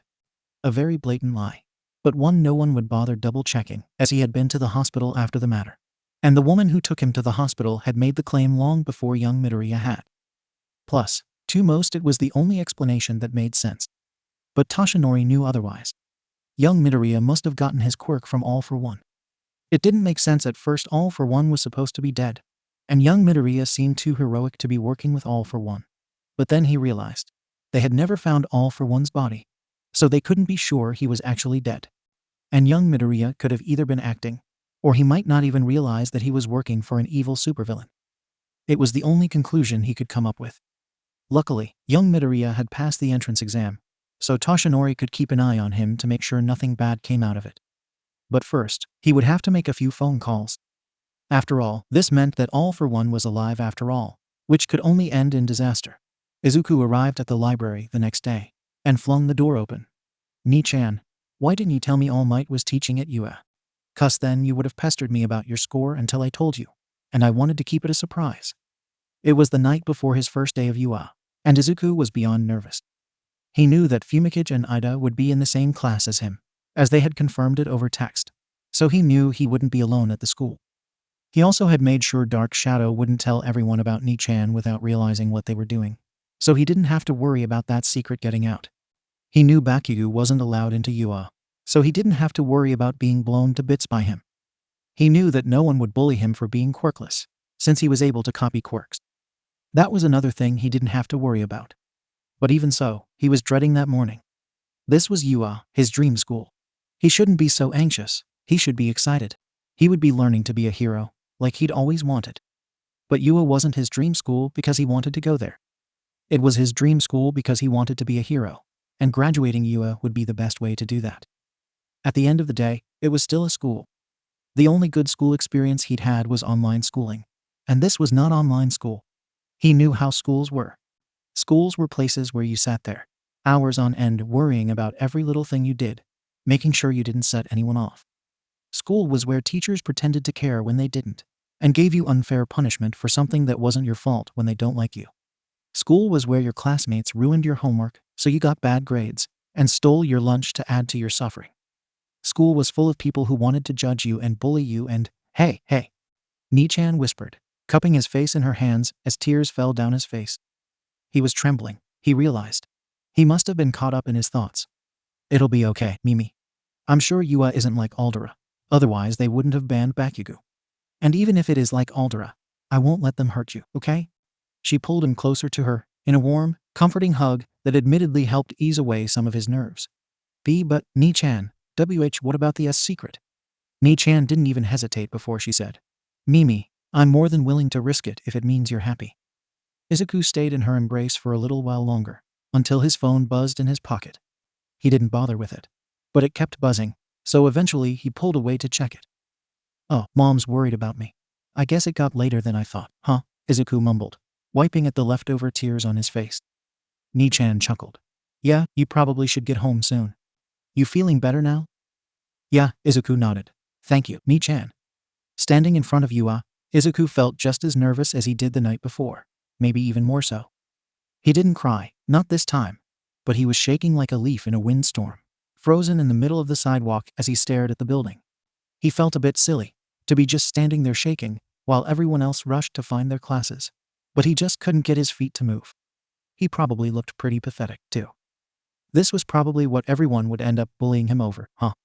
He was late to class because he just stood there uselessly instead of actually going. He felt a hand on his shoulder, and he hesitantly turned his head to see 𝗵𝗃𝗃𝗃, giving him the closest thing to a smile that his beak could manage. Do not fret at the darkness ahead of us, for we will be there with you through it all. Dark Shadow nodded enthusiastically, giving him a thumbs up. Yeah, don't worry about it, Izuku. It'll be fun. While he didn't exactly believe the fun part, he smiled at the two of them. Thanks, you guys. Let's get to class now. We don't want to be late. They didn't bother waiting for Iida to get there, knowing fully well that he was already in the classroom. The inside of the school was as big as it looked from the outside, if not more. They probably would have gotten lost if Iida hadn't already sent them directions to get to the right classroom. Soon enough, they were standing in front of a giant door, labeled 1A. Why is it so big? Asked Dark Shadow, and Izuku shrugged. For gigantification quirks, probably. 𝗵𝗃𝗃𝗃 opened the door, and the first thing they saw was Iida attempting to wake a purple-haired boy, who seemed to have fallen asleep in the seat in front of his. Except, the boy wasn't asleep. It was a trick that Izuku easily recognized, not because it had been done to him, but because he used to do it. He'd pretend to be asleep until class started, in hopes it'd make his bullies leave him alone for a while. It worked most of the time, unless they were feeling extra cruel. Purple Boy was pretending to be asleep so that the students would leave him alone. Iida didn't seem to realize that he was pretending, though, so Izuku stepped forward hesitantly. Calm down, Iida-san. He probably needs the rest. I mean, I know I could probably go for a nap about now too, with how nervous I was last night. And it was true enough. With how nervous he was, he'd spent most of the night trying to get comfortable rather than actually sleeping. Iida looked like he wanted to protest, but he thought about it for a moment before nodding. I suppose so. I trust that you'll wake him up if he's still asleep when the bell rings.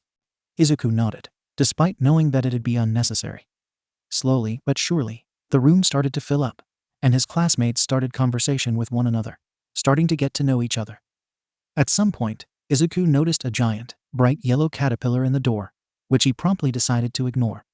He didn't want to know what was up with that. Thank you very much. By the time the bell rang, all the seats had been filled, but the teacher was nowhere to be seen. Purple Boy acted like he had just woken up, and looked genuinely surprised that the teacher wasn't there yet. No one else seemed to notice, too absorbed in their conversations. If you're here to make friends, you can leave now. Came a voice, and it took a second for Izuku to realize that it came from the caterpillar. What the hell? It took you all 8 seconds to calm down. Rational students would do better than that.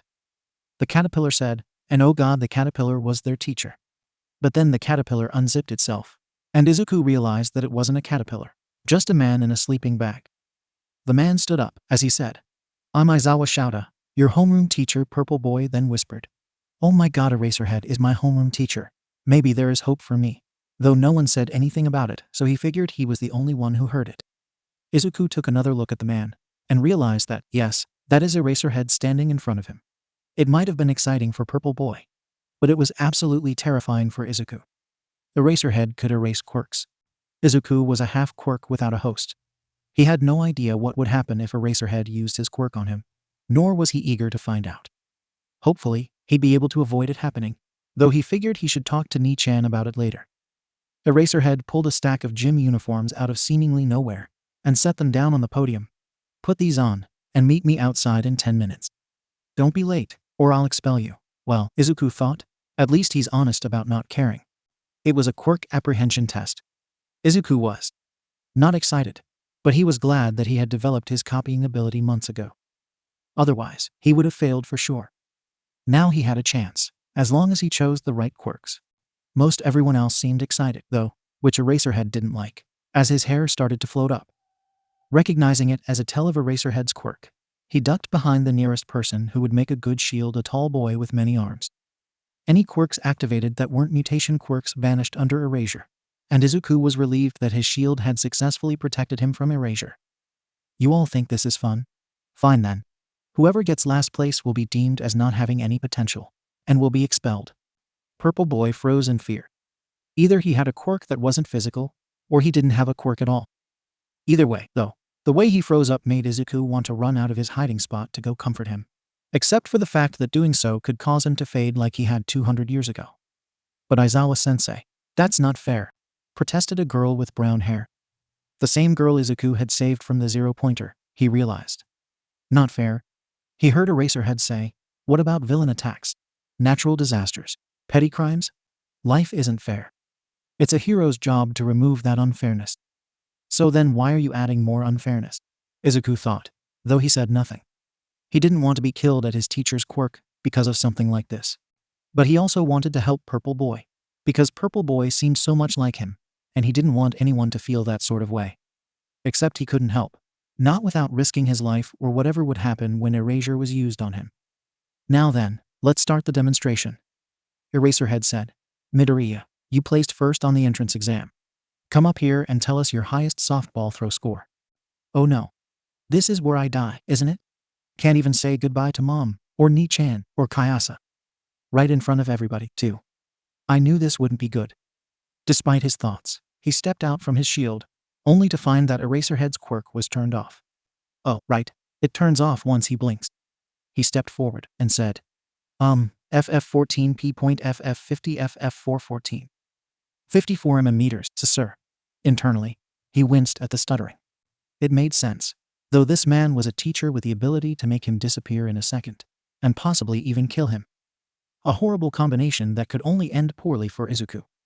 Eraserhead raised an eyebrow at his obvious nerves, but didn't say anything, instead tossing Izuku a softball. Throw it with your quirk. Do whatever you want, just stay inside the circle. What was a good quirk to use for this sort of thing? Maybe Snipe's quirk. Except that was used for aiming, not throwing. Probably an emitter that would produce enough force to propel the ball farther. Then, Bakigu's quirk could probably do that, but he wasn't sure he wanted to copy that one. Endeavor's quirk would work similarly, though, and it wasn't as likely to scare him more than he already was, so Hellfire it was. He threw the ball, shooting out a heap of fire along with it, propelling the ball higher than he could have thrown on his own. 753 meters. Aizawa stated, holding out a device that displayed the same number. And so, the test had begun. Surprisingly enough, Izuku had gotten first. He supposed between being able to use any hero's quirk and knowing which quirk was best for which job, he got a high score on all of the tests, landing him in first place. In last place was the name Shinsu Hitoshi, and based on the distress evident from Purple Boy, that was him. Oh, also, the expulsion was a logical ruse meant to make you do your best.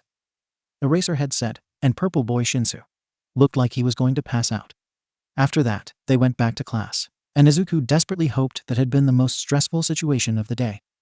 Izuku hadn't been able to pay much attention in class, with how stressed the test had made him. Luckily, it was only introductory classes, so he wasn't too worried. But that didn't mean he didn't notice the worried glances he got because of his dazed look. Classes went by without incident, though, and soon enough, it was time for heroics class. He was almost excited, both because he had joined UA for the heroics class, and because it was the last class, meaning he'd be able to go home. Then All Might burst through the door, shouting, I am here, coming through the door like a hero. The room dissolved into cheering and excited shouting, most of his classmates eager to learn from All Might. A pang of hurt appeared in Izuku's heart, remembering how it had felt to be left on that rooftop with his dreams crushed. But there was a different presence in the room too. He couldn't see her at the moment, but he could tell Ni-chan was there too. There was just a sort of warmth in the room that reminded him of when she'd hug him. It was comforting, and a soft smile graced his lips at the feeling despite the tension and stress that he'd been feeling most of the day. Once the room calmed slightly, All Might pulled a whiteboard out of seemingly nowhere, which read, "Battle Training" on it. "Today, we are going to be doing battle training. But first, you must get changed into your costumes." He pressed a button on a remote which, again, came from seemingly nowhere what the foo, and 20 cases slid out of the wall, each one labeled with a number from 120. "Get into your costumes, and meet me at ground beta for instructions," All Might said, and as soon as he was finished, people were scrambling to get their costumes. Some of them, like Izuku, stayed back until the rest of them had calmed down before getting theirs. Izuku's costume was a one-piece full-body suit, with only his head uncovered. It was forest green, with black geometric patterns on the sides of his torso, arms, and legs. He had requested for the costume to be made of nanobots that could adapt to whatever quirk he copied, and based on the note in the case, they had done just that. The nanobots were programmed to constantly be scanning his body for any indication of what quirk he was going to use, and they were AI, so they could quickly adapt to new quirks without too much of an issue. It was admittedly skin-tight, but Izuku didn't mind that too much. It made sense that it'd have to be directly on his skin to scan him properly. It wasn't much for protection, and Izuku knew that it was pretty risky, but he needed to have a costume that could adapt to whatever quirk he copied. Otherwise, the costume would either get in the way or get ruined. For the time being, this was the best he could come up with. Once Izuku had finished putting the costume on, he walked out to ground beta with his classmates. He was the last one out, as he had spent a lot of time reading the note with information on the costume. So once he got out, All Might started explaining the exercise, not so subtly reading from a notepad. Apparently, they would be doing a 2v2 indoors fight, with a hero team and a villains team. The villain team would be guarding a fake bomb, and the hero team was supposed to either detain the bomb or capture the villains. They'd have a 5-minute prep time, and the exercise would go on for 15 minutes. If the hero team didn't detain the bomb or capture the villains before the 15 minutes were up, the villain team won. Izuku was on the hero team with 𝗬𝗧𝗏, the girl he saved in the entrance exam, and the girl who got infinity in the ball throw. They were up against Iida and Shinsu, the latter looking very upset at being on the villain team. All 4 of them went out to the field, and the villain team went into the building to prep, while Izuku and 𝗬𝗧𝗏 stayed outside. "Okay, we need a plan," 𝗬𝗧𝗏 said, hitting her palm with her fist. "Yeah, right. Okay, my quirk lets me copy any quirk I've seen and know about, but I can only copy one at a time. Iida's quirk is the engines in his legs, and he can use them to make himself faster, but they overheat if he uses them too much. Shinsu, I don't know much about, but I'm guessing he either has a mental quirk or he's quirkless. What about you?" 𝗬𝗏𝗏 nodded. "My quirk is 0 gravity. I can float anything I touch with all 5 fingers, but doing too much makes me sick." "Great," Izuku said. "I think they'll probably have Shinsu guard the bomb, while Iida scouts. Either way, we should probably go in through the top. They'll expect for us to go through the door, so they'll put it high up so it takes us longer. Are you able to float yourself?" "I can, but it makes me sick pretty easily." Izuku nodded. "All right. I can fly you up, then, if you want. We should get into character. That way, we can understand what goes through the mind of a villain." "I'm not acting like I'm a villain. Fuck yo, oh my god, have you never seen a real-life villain? Only cartoon characters act like that." The 5 minutes of prep time were up. As soon as All Might announced that they could start, red wings burst from Izuku's back, his costume adjusting itself to fit the wings. He wrapped his arms around 𝗬𝗏𝗏's torso from behind, before taking off into flight, hovering in front of one of the windows on the 5th floor. 𝗬𝗏𝗏 opened up the window, and Izuku watched as she crawled into it, before flying in himself. The 2 of them stuck together as they walked throughout the empty building, searching for the fake bomb. Then, seemingly out of nowhere, Shinsu popped out of the ceiling. "What's up, motherfuckers?" Izuku then proceeded to screech, but was cut off when his body went limp. He couldn't move at all, and 𝗬𝗏𝗏 looked at Shinsu with a scandalized expression. "What did you just do to him?" "Jump scared him, apparently," Shinsu said, before giving a smug grin. "Now, Midoriya, restrain 𝗬𝗏𝗏 from me." Izuku wanted to protest, but his body was already doing it on its own, and 𝗬𝗏𝗏 was surprised enough by it that he had wrapped her in capture tape before she could do anything about it. Then, Shinsu wrapped Izuku in capture tape, and All Might called out, "The villain team wins."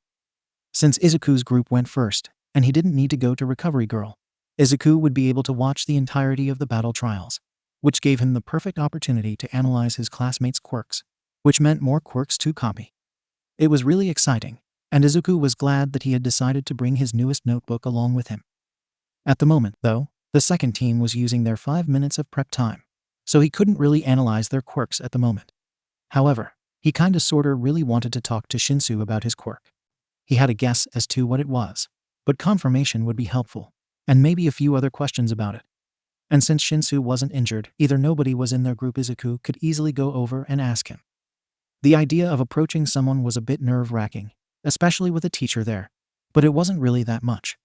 Between the excitement at the idea of learning about a new quirk, and the fact that Shinsu was similar to how he used to be, it wasn't too hard to muster up the courage to approach him. Shinsu was in an otherwise empty corner of the room behind everyone else, and only a meter away from the door. He was facing outwards, carefully watching everyone in the room. Izuku walked up to him, and Shinsu's gaze locked onto him in an instant. "Hi, can I ask you some questions about your quirk? I think I have a good idea of what it is, but I want to check anyways, and I also have a few other questions." "No." Shinsu cut him off, voice firm. "I'm not giving you information on my quirk that you can use to antagonize me." "Oh, right." Izuku had figured that Shinsu was probably bullied, but not what for. Based on that, it was probably his quirk. That didn't really make sense to him, though, because it was such a cool quirk. Then again, Izuku thought that about most quirks. "Oh, that's not what I meant. It's just, well, I'm able to copy quirks that I know about. And your quirk just seems really cool, so I sorta wanted to know more about it so that I can copy it. I don't want to discriminate against you or anything like that." Shinsu narrowed his eyes. "Go away. I'm not telling you about my quirk." There was a pang of disappointment in his chest, but Izuku nodded and walked away. People didn't like it when he wrote notes on them. He had forgotten. It was weird and creepy, according to everyone in his old classes. Quirkless Izuku and his creepy stalker notes. That was why he usually only wrote notes on heroes. He must have forgotten since switching to online schooling. The other quirks at the library were happy to let him analyze them for the most part, other than those who preferred to stay secretive. 𝗵𝗃𝗃 and Dark Shadow sometimes asked him to show them his analysis on them, and Ida was alright with it too. But they were merely outliers to the rule. Most of the time, he was called a stalker for it, even if they were just basic observations that he didn't have to look too deep into. Maybe he shouldn't analyze his classmates' quirks while watching the fights, after all. The realization instantly turned his excitement into disappointment and a tinge of sadness. He had been looking forward to learning more about their quirks and getting new quirks that he could copy. He probably shouldn't bother watching the fights at all, then. He knew himself, after all. If he watched the fights while he had his notebook at hand, he'd end up analyzing them anyways. And there wasn't really any way for him to get rid of the notebook other than ruining it or losing it for good, which he wasn't doing. He had some good notes in there, so he didn't pay attention to the screens displaying the fights, instead focusing on anything else. Because of this, he noticed the skeptical glances 𝗬𝗍 kept sending him. But why? There was no reason for 𝗬𝗍 to be skeptical about him, unless 𝗬𝗍 remembered their first meeting and how he had said he was quirkless. But even then, his medical file stated that he was just a late bloomer for currently unknown reasons, and no one had seemed suspicious of it before. Did he do something wrong then? Oh no, did 𝗬𝗍 think that he was some creepy stalker villain now? But 𝗬𝗍 had seen his notebook #13, right? He even signed it. But had he read it? It wasn't like the signature was on the first blank page. It was quite a few pages away from the latest entry at the time, actually. Maybe it had been open to a blank page already, and 𝗬𝗍 just signed that page, so he never saw Izuku's notes. Oh Kami, if 𝗬𝗍 himself thought that Izuku was some sort of creepy stalker villain, then it must be true, right? Izuku didn't want to be that, though. He wanted to make people feel happy and safe, not. He needed something to focus on. He couldn't have a breakdown, not here in front of everyone in class. Not in front of a teacher. Not in front of 𝗬𝗍. He just needed to focus on something else for now. And then when he got back home, he could deal with his messy emotions. What could he focus on, though? Well, analysis always made him feel better now. Maybe drawing. Yeah, he had paper and a pencil. He could draw. He wasn't very good at it. But he didn't need to be good. He just needed to distract himself. Izuku was the last to get out of class. He was out of it when the bell rang, and by the time he had realized what was happening, everyone had already left, leaving him in an empty classroom, staring blankly at the chalkboard. Flashbacks to his old school had been going through his mind, reminding him of exactly why he didn't like school. Even with how nervous he'd been at the start of the day, it hadn't prepared him for just how bad it truly was, how horrible the first day had been. And it was only the first day. In his experience, the first day was not the hardest. In fact, it was the easiest. After the first day, it only got more and more stressful. People became more and more comfortable in their roles as his tormentor. Teachers shaming him more and more for not growing out of his foolishness already. 𝗵𝗃, he was dead. Quite possibly literally. Well, there wasn't much he could do to change it. As he began putting his things back in his backpack, 𝗵𝗃 turned visible, standing not too far from his chair, maybe a meter at most. "What's wrong, Mimi? You seem upset about something." "Huh? Oh, Izuku looked down at his shoes, trying to think of a response. 𝗵𝗃 wouldn't be mad at him for it. He knew that. 𝗵𝗃 would give him comfort, help him calm down a bit. But she might get upset at his classmates or his teachers, when this was just the way things were, and they couldn't change that. He didn't want that to happen. But it was all just so much. Between the threat of his homeroom teacher killing him with his quirk, and the whole being in school, and the fact that he couldn't analyze his classmates' quirks, and the way All Might had been looking at him with suspicion, and he didn't realize that he was saying it all out loud, tears leaking from his eyes like a broken faucet, 𝗵𝗃 frowned, opening her arms in a gesture for a hug. "Oh, Mimi, 𝗬𝗵𝗲." And he did. Collapsing into her arms, tears poured like waterfalls as he hiccuped and sobbed, 𝗵𝗃 rubbing his back and giving him comfort all the while. Eventually he pulled away, knowing that if he didn't leave soon, he'd end up being locked in the school. "Why don't we go back to the library, and we'll come up with something there?" 𝗵𝗃 said, and he just nodded. With the help of the other quirks at the library and 𝗳𝗏𝗧, they managed to come up with some solutions. There were some that they couldn't use. Kill the sources of the problems. Arson. Drop out of school. Vive la revolution. But there were some that could feasibly work. For example, Izuku could ask Nezu to switch him over to Class 1B, so that he wouldn't have to worry about Eraserhead's quirk. Izuku could simply ask his classmates who was and wasn't comfortable with him analyzing their quirks. That way he wouldn't make anyone feel uncomfortable, while still continuing his analysis. There wasn't much that they could come up with to help with All Might at the moment, since Izuku would really rather not talk to him. But it was enough for now. He stood to the sidelines as his siblings shouted at each other, watching as they argued. Their hosts seemed to mirror their movements as if his siblings had possessed them. But he knew that his siblings simply acted the same as their hosts. Tears streamed down his cheeks, the yelling getting louder and accusatory, as if they had simply forgotten about all the good things, as if they had forgotten how to talk things out and compromise. "You guys, please," the yelling drowned his tear-filled voice out, but he couldn't bear to get any louder. If he did, then they'd probably think that he was yelling at them, the same as they were yelling at each other, and that would achieve the opposite effect of what he wanted. A wretched sob broke out of his throat, but it didn't even momentarily distract them. He knew how important the subject was to them, though. It was important to him, too. It was just, 𝗵𝗃 and 𝗵𝗊 both had strong opinions on how they should go about creating equality for people with strange powers, quirks, as his and 𝗵𝗊's host liked to call them. That in itself wasn't necessarily a bad thing, though. The problem was, their ideas were polar opposites of each other, and they were both very stubborn. So stubborn, that rather than trying to talk it out and come up with something they both agreed on, they just yelled at each other and pretended that they were getting somewhere. The amount of times they had each told him that they were making progress in convincing the other was one that he didn't want to try to count. But it didn't matter, because when they were yelling at each other, they would never listen, only yell right back. The fight ended with 𝗵𝗊 and his host storming off, an echoed shout of "fuck you" following them. 𝗵𝗊's host groaned, flopping onto his bed and curling up in a ball under his sheets as 𝗵𝗊 turned to face him, the familiar words tumbling out of her mouth. "I think I'm starting to get through to him, you know?" Normally, he didn't say anything in response, just gave a weak nod that seemed to satisfy them despite how obviously fake it was.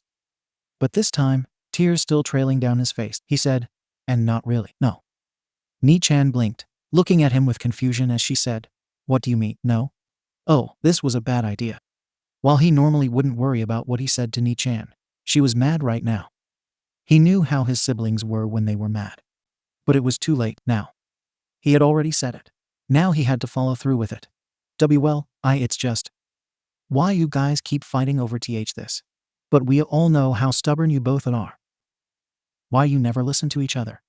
W will never get anywhere like this. Nichan growled, and he stepped back. What, you want me to listen to his plans? You want me to help him take over the world? Is that it? You want to take over the world too? Is that why you're still sharing hosts with him? A sob tore out of his throat, and as soon as it did, he found himself awaking with a start, sitting up in his bed. Another mimic dream. But it didn't make sense. Nichan wasn't like that. She wouldn't say something like that. She knew that back then, he needed a host to survive. Izuku never had nightmares like that. It was the same as the dream of his dying moments. He wanted to say it wasn't real, it was just a bad dream. But Izuku knew better. He knew it was real. It still didn't feel right, though. He should talk to Kayase about it. He'd asked Nichan, but after that dream, he wasn't so sure. Unfortunately for Izuku, he had to go to school before he could go talk to Kayase, meaning he was stuck with thoughts of doubt, betrayal, fear, hurt, and so many other tangled up emotions up until school was over. And he still needed to go talk to Nezu about switching classes, although part of him didn't want to. While having a teacher who could kill him in a glance was pretty terrifying, so was being in a class with absolutely no one who he knew.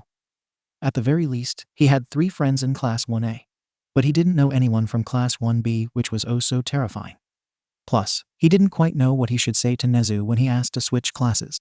Based on how Aizawa was, if he said that the pressure was a bit too much for him, he'd likely get kicked out of the hero course completely. And it's not like he could just tell the truth of his situation. Would Nezu even believe him if he were to tell the truth? Probably not. Though, he could say that he needed his quirk to stay alive, and he needed to switch classes so he wouldn't get killed by Aizawa's quirk. No matter how uncaring the principal was, no one wanted to be responsible for a death.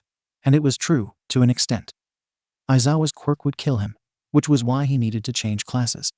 Yeah, that would work. It would be fine. Surely Nezu wouldn't say no to something like that. I don't see any reason to switch you out of Aizawa's class, Midoriya-kun. Nezu stated, the smile on his face growing more threatening by the second. Sure, you say that you need your quirk to survive, but I don't see how that's the case. After all, if you needed the quirk to survive, you would have gotten it sooner, or it would have come in a stressful event rather than causing stress. Plus, it's a simple copy quirk. There's no reason why you depend on it to survive.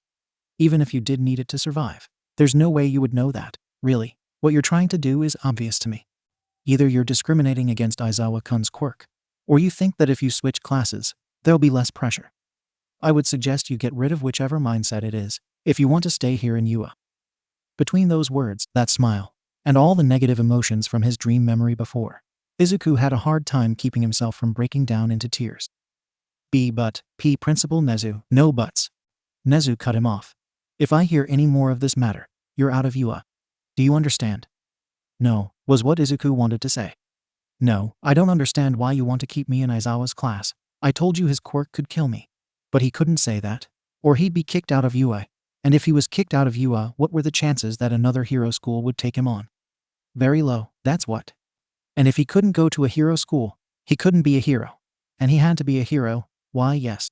I understand, Izuku whispered, voice cracking. Nezu clapped his paws together. Good. Now, off to class with you. 𝗵𝘃𝗃 and Dark Shadow had a similar conversation with Aizawa, apparently.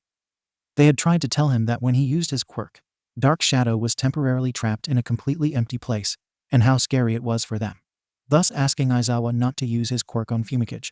But Aizawa instead used his quirk purely for intimidation purposes, and made the same accusations Nezu had. Izuku listened to the two of them talking about it, while hastily eating his own lunch.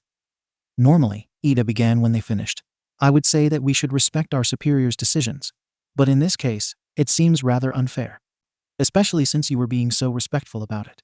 But he still threatened to punish you. Izuku shrugged, hiding his own swirling emotions behind a mask of calm. Teachers are never really fair. Still, that must really suck, huh? Dark Shadow nodded, shivering. Yeah, that place is terrifying. It's like going into a coma or something. How about you? Has his quirk done anything bad to you? Does this happen to all sentient quirks, or just me? Izuku shrugged, not sure. I wasn't in his line of sight when he used it. They nodded, and Ida piped up, luckily. His quirk only makes it impossible for my engines to start up. I wouldn't want to know what happens if it got rid of my engines as well. Well, that's good at least, Dark Shadow replied, and Takoyami nodded. It'd be a shame if our companions were to be harmed by the same darkness that harms us, he said. sipping on his orange juice. The rest of the day wasn't nearly as stressful as the day before, with All Might going through a lecture on safety in indoor fights, clearly put together by someone else. Unfortunately, the lack of stress meant there was nothing to distract him from his racing thoughts, and the fact that he knew Nichan was there didn't help. Normally, just knowing the Nichan was there could be comforting, but considering that she was the reason he was so freaked out in the first place. Yeah, Izuku didn't get it. He knew what had happened in that dream, knew that chances were it was real. But he also knew Nichan, didn't he? He knew that she wouldn't do something like that, right? Nichan was nice and supportive and friendly, and she cared about him, and she wouldn't say something like that, right? After all, she knew that he needed a host to survive back then. She was the same way. So why would she ever say something like that? But Izuku also knew how he died. He went too long without a host to support him, and so he died. But before that, he shared hosts with his older brother. At some point, something had made him want to separate from his host, and that dream seemed like just the thing to make that happen. The dream had cut off in what seemed like the middle of the memory, though, so maybe they had made up after it or something. Maybe he was making it out to be more than it was.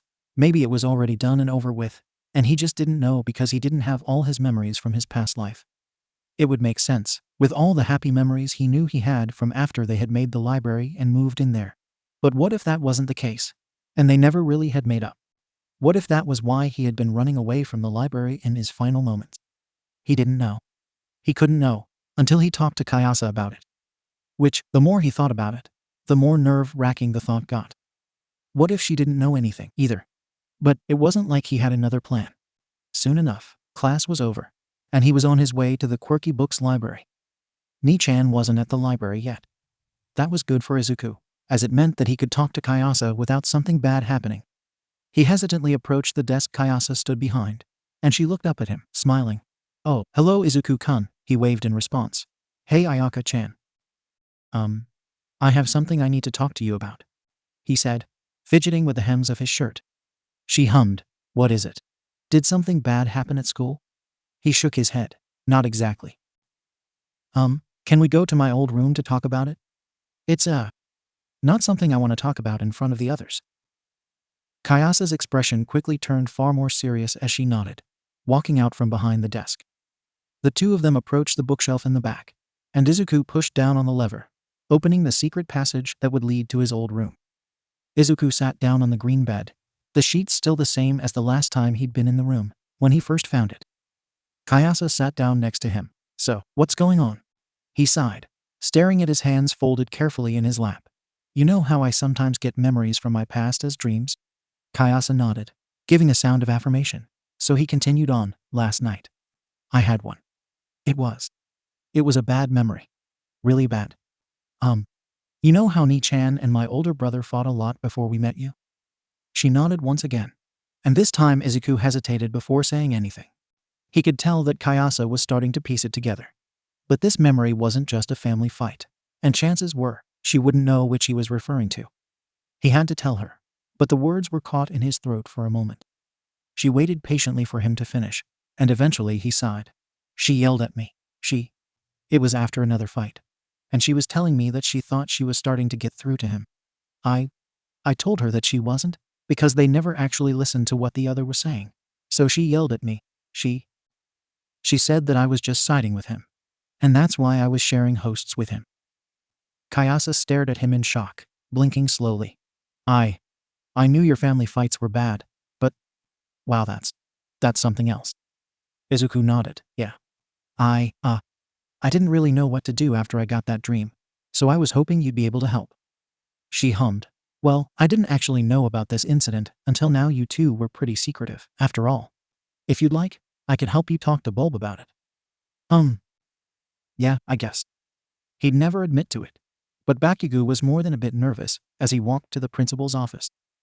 Bakugo never got called to the principal's office, except to be congratulated for his awesomeness, and considering it was only the second day, it was a bit too early for that to be the case. And considering that he was banned from UA, it was understandable that he was nervous. Of course, that nervousness only fueled his near-constant anger. He didn't bother knocking before he opened the door, greeted by the sight of Principal 𝗵𝘃𝗲 sitting behind her desk, an unreadable expression on her face. Though, Bakugo never really cared to read others' expressions. Why should it matter to him, anyways? They were all extras, so their input wasn't important. Bakugo-san, I'm glad you came, Principal 𝗵𝘃𝗲 said, gesturing to the seat across from hers. Why don't you sit down? There's something important I need to talk to you about. Bakugo grumbled in response, but sat down anyways. What the hell do you want? She hummed. Well, I wanted to talk to you about your enrollment in this school. You know, normally, we don't allow bullies in Shiksu. Bakugo smirked. But I'm so strong that it doesn't matter, right? Principal 𝗵𝘃𝗲 pursed her lips, shaking her head. No. In fact, because you use your strength to hurt people, that just makes it worse. But I looked into the school a bit, and I decided that there might be a chance for you to get better. So I let you apply. But I do have some conditions for if you want to stay here. Bakugo opened his mouth to protest, but she didn't let him say anything. You'll have to take mandatory anger management classes, and if you haven't shown that you're willing to try to change by the end of the semester, you're out. That doesn't mean you have to be completely changed by that time. You just have to show that you're willing to try. Got it? He wanted to say no, but he got a gut feeling that it was the quickest way to get himself kicked out, and he wouldn't be able to transfer to a new school now. So, he found himself nodding begrudgingly. Even though 𝗬𝗂𝗧 would be helping him, he was so fucking scared.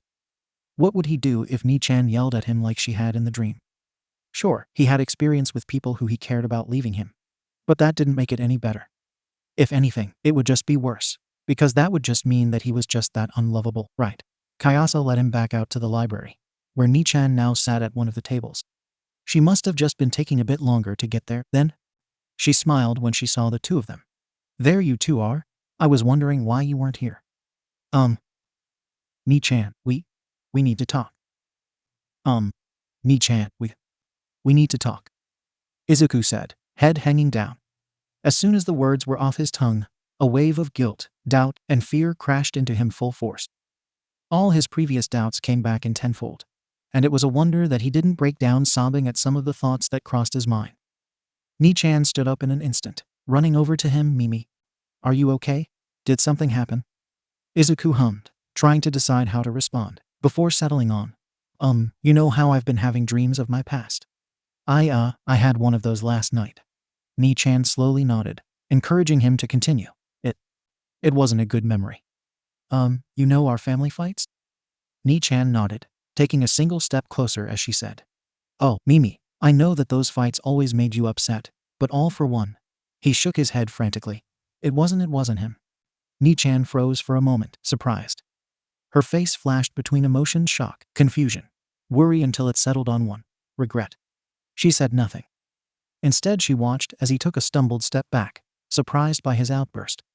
He hadn't meant to be that loud. He should be able to control himself better than that. He didn't want to make her upset or angry, after all. But it was too late now. It had already happened. He couldn't rewind time. He didn't know any quirks that could do that for him to copy. But he really wished he did. Deep breaths. Focused. He could do this. No one spoke, but 𝗬𝗂𝗧 was giving him a look, one that said she was willing to talk for him, at least until he had calmed down a bit. He wanted to say no, that he could handle it. He didn't want to make this hard for her, after all. The two of them were so much closer to each other than he was to either of them, even if they were the people he was closest to. They had known each other for so much longer, and this probably hurt 𝗬𝗂𝗧 far more than it would him. But he was scared. He was scared. So fucking scared of messing up worse than he already had. He just wanted to figure out what was going on in that dream. He didn't want to destroy his relationship with 𝗵𝘃𝗲. He gave a slow nod. 𝗬𝗂𝗧 relayed what he had told her only minutes earlier, voice cracking with an all too familiar emotion, anger. She was trying to repress it, but he could tell. He always could. He had to. Otherwise Bakugo would be able to catch him off guard, which always seemed to hurt more. 𝗬𝗂𝗧 was angry at him.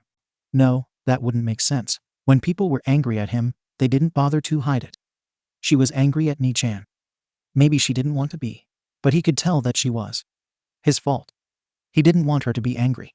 He didn't want anyone to be angry. He just wanted to understand. Oh, Mimi, I'm so sorry. 𝗵𝘃𝗲 whispered, breaking his train of thought. He looked up at her, eyes wide. The regret had not left her face, and she stared right back at him. He could feel tears building up in his eyes, and for a moment no one said anything. 𝗵𝘃𝗲 did not once break eye contact as she said, I never should have said that to you, all right? That I shouldn't have said it. I was upset because of the fighting, and I wasn't thinking clearly, but that doesn't excuse it. You didn't deserve that, and honestly, what you said was right. Even if it wasn't true, I never should have said that, and I'm really sorry that I did." Izuku cried. He cried, and he cried hard. Rarely did anyone ever apologize for something, and even more rarely was it what he actually needed to hear. Usually it was his mom, apologizing for his quirk status before he found the library, or something small and trivial that didn't matter in the end. But this time it made it feel better. So much better, because there was no doubt in his mind that it wasn't sincere. Nichan wasn't mad at him. She wasn't upset. She had apologized, and it actually made it better. He crashed into her, hugging her tightly as he tried his best to hold back sobs. She froze up in surprise, and briefly Izuku wondered if he shouldn't have done that. But then she returned the hug. She was crying too. He vaguely noticed as their shirts started getting wetter. They stayed like that for a while, and once they had both calmed down a bit, the three of them moved on to other things. Izuku felt better. So much better. He never would have thought that someone could hurt him, and then make up for it after. Maybe things really could start getting better for him. Frankly, Izuku was starting to regret his decision to apply for UA, instead of one of the other hero schools that he knew were just as good. Just because All Might went to UA didn't mean it was the best hero school or anything. Nothing truly bad had happened, not yet at least, but that did nothing to prevent the near overwhelming fear that came over him whenever he was within Aizawa's field of sight. He didn't even have to have his quirk on, because Izuku knew he could turn it on at a single whim, which would kill him in an instant. Even being around Kaken would be better than this. He was pretty sure that he should not be this scared of Aizawa, whether teachers all hated him or not. He was pretty sure that normally, hero students weren't supposed to be wary of their teachers killing them, regardless of how the teacher behaved. Then again, it was him. When did things ever truly go right for him? Not often, that was for sure. Doubly so when it came to authorities or teachers. It didn't matter. There was nothing he could do about it, anyways. He could endure. He always did. It wasn't anything new to him. But it would be nice if he could go through school without fearing for his safety, at least once. At least once it would be nice to experience school the way normal kids did, hanging out with friends and struggling with homework, instead of running away from explosions and hiding from deathly glares. Just once. It was unrealistic, though. Good things didn't happen to him, apart from the library and his few new friends, and the fact that he didn't have to deal with Kaken anymore. It would have to do. It had, for a while, too. Just having the library was enough for a long while. Just knowing that there was somewhere he belonged. Somewhere that had people who cared about him. Even if most of them were quirks, he was a quirk too, anyways. It didn't make a difference, as long as they cared. It had been enough. It still was, of course, just knowing that there were people who genuinely liked and cared for him. But with what was happening with Aizawa, he was scared, so fucking scared, because with one wrong move he could be dead. It was terrifying to think about. Even more so than when his former classmates would chase him down and try to corner him. Terrifying, because he wasn't just risking a few more burns to the collection. A few more bruises. No, this risked his life, his entire existence. Sure, he was a reincarnation, so he might come back again, but it had taken 200 years for him to come back the first time. So how long would it take the second time? Too long, probably. And he wasn't even sure if he would come back. It was just a possibility that had already occurred once. He just had to keep avoiding that deadly glare. He could manage it. It'd only be a year, and it wasn't like the threat would be constant. They'd still have breaks and weekends and time after school. All he had to do was avoid making Aizawa angry, and make sure to hide at the slightest hint of his quirk activating. Izuku could manage it. He didn't really want to, but he could, which wasn't much different than before. He never wanted to suffer the way he always did, but he could endure. He always could. He was strong and determined. Even if he wished things were different, he could manage. Watching Midoriya, Toshinori couldn't help but feel guilty. Sure, it was only because the boy was most certainly connected to All for One, but he still felt bad about it. It was clear that Midoriya was nervous most of the time, and Midoriya seemed to know when Toshinori was watching him, which only made him more nervous. And while the nervousness could mean that he was actively working for All for One, his personality didn't match. The boy was kind-hearted, if a bit shy. He didn't seem to be the type to work for All for One, of all people. Which meant chances were, he had been offered a quirk without knowledge of who was offering the quirk, so that the villain could manipulate him into doing his bidding without Midoriya or anyone else realizing. Which meant that Toshinori would have to confront him about it, and try to get the boy to realize what was going on. After all, It wasn't right to simply allow that villain to do something so horrible to an innocent child who just wanted to help others. And while he couldn't get 𝗓𝗏 to take the quirk back, Midoriya would probably want to keep it. Anyways, he could show Midoriya the truth about the man and save him from his grasps. The only problem was actually talking to Midoriya about it without scaring him too much. It would probably be unsettling if he simply told Midoriya something like this, especially when he wasn't even supposed to know that 𝗓𝗏 gave Midoriya a quirk. Well, he could come up with something, he was sure. Hopefully, he'd come up with it before tomorrow. That way, he could approach Midoriya after school was over on the very next day and get the task done as soon as he could. Toshinori nodded to himself. It would, hopefully, work out in the end. Izuku did not know how he was supposed to handle this situation. It was a few days after he had asked about changing classes to avoid being endangered by Aizawa's quirk only to be rejected. And now Principal Nezu was calling him to the office. It was safe to say he was freaking out, and understandably so. After all, what were the chances that he was going to get in trouble for something he hadn't actually done? Considering his track record at 𝗪𝗏, and the way that schools seemed to see him, the chances didn't look to be in his favor. Which was not good, that was for sure. If he got expelled from 𝗬𝗏, he had his doubts that any school would accept him. Maybe Shiksu would, since they had accepted Bakugo after 𝗬𝗏 had banned him. But Izuku didn't really want to deal with that. Especially not when he already had new friends here. His footsteps echoed through the otherwise empty halls, with no one else there to watch as he walked to what he was pretty sure would be the final end to his dream. Maybe he could be a vigilante or something. That was what some of 𝗵𝗃𝗃's users had done, wasn't it? He had been hoping to be a legal hero, but he could probably figure out vigilantism. When he turned the knob on Nezu's office door, he had already resigned his fate of expulsion. But when he opened the door, he was met with a sight he definitely wasn't expecting. He had expected to see Nezu sitting at the desk smiling at him in the terrifying way he was known for. Instead, there was a near skeleton of a man, with glowing blue, sunken-in eyes, and a messy mane of blonde hair that somehow looked worse than Izuku's. He was giving Izuku a small smile, probably meant to be of comfort, and Nezu wasn't anywhere in sight. Where he was, Izuku wasn't sure. He didn't like that much. Hesitantly, he stepped inside, shutting the door behind him, as the man said in a cheery voice, "Glad you could come, young Midoriya. I have something I need to speak to you about. I hope you don't mind." Between the voice and the appearance, Izuku managed to recognize him as All Might, in his civilian form. Something he only knew because of that talk on the rooftop. "Sorry, kid, but you can't be a hero without a quirk. It's too dangerous." All Might. Izuku greeted slowly. "What is it you want to talk about?" It had something to do with All Might's watching him the way he had been, probably. Maybe it wasn't anything for him to worry about. Maybe it was just a misunderstanding or something. "It has to do with your new quirk," All Might began, sounding cautious, as if trying to keep Izuku from panicking too much. That didn't work out too well. His quirk? There was no way All Might could know, right? He knew about 𝗵𝗃, and probably their brother too. But there was no way he couldn't possibly have figured out that Izuku was 𝗵𝗃, right? No one knew about 𝗵𝗃, except for 𝗵𝗃, their brother, and Kayase. How could All Might possibly know? "Calm down, young Midoriya. You aren't in trouble, don't worry," All Might said, clearly able to see Izuku's panic, not that he'd been doing much to hide it, anyways. "I know you don't mean any harm. I just have some concerns about how you obtained this quirk is all." Izuku took a deep breath to steady himself a bit.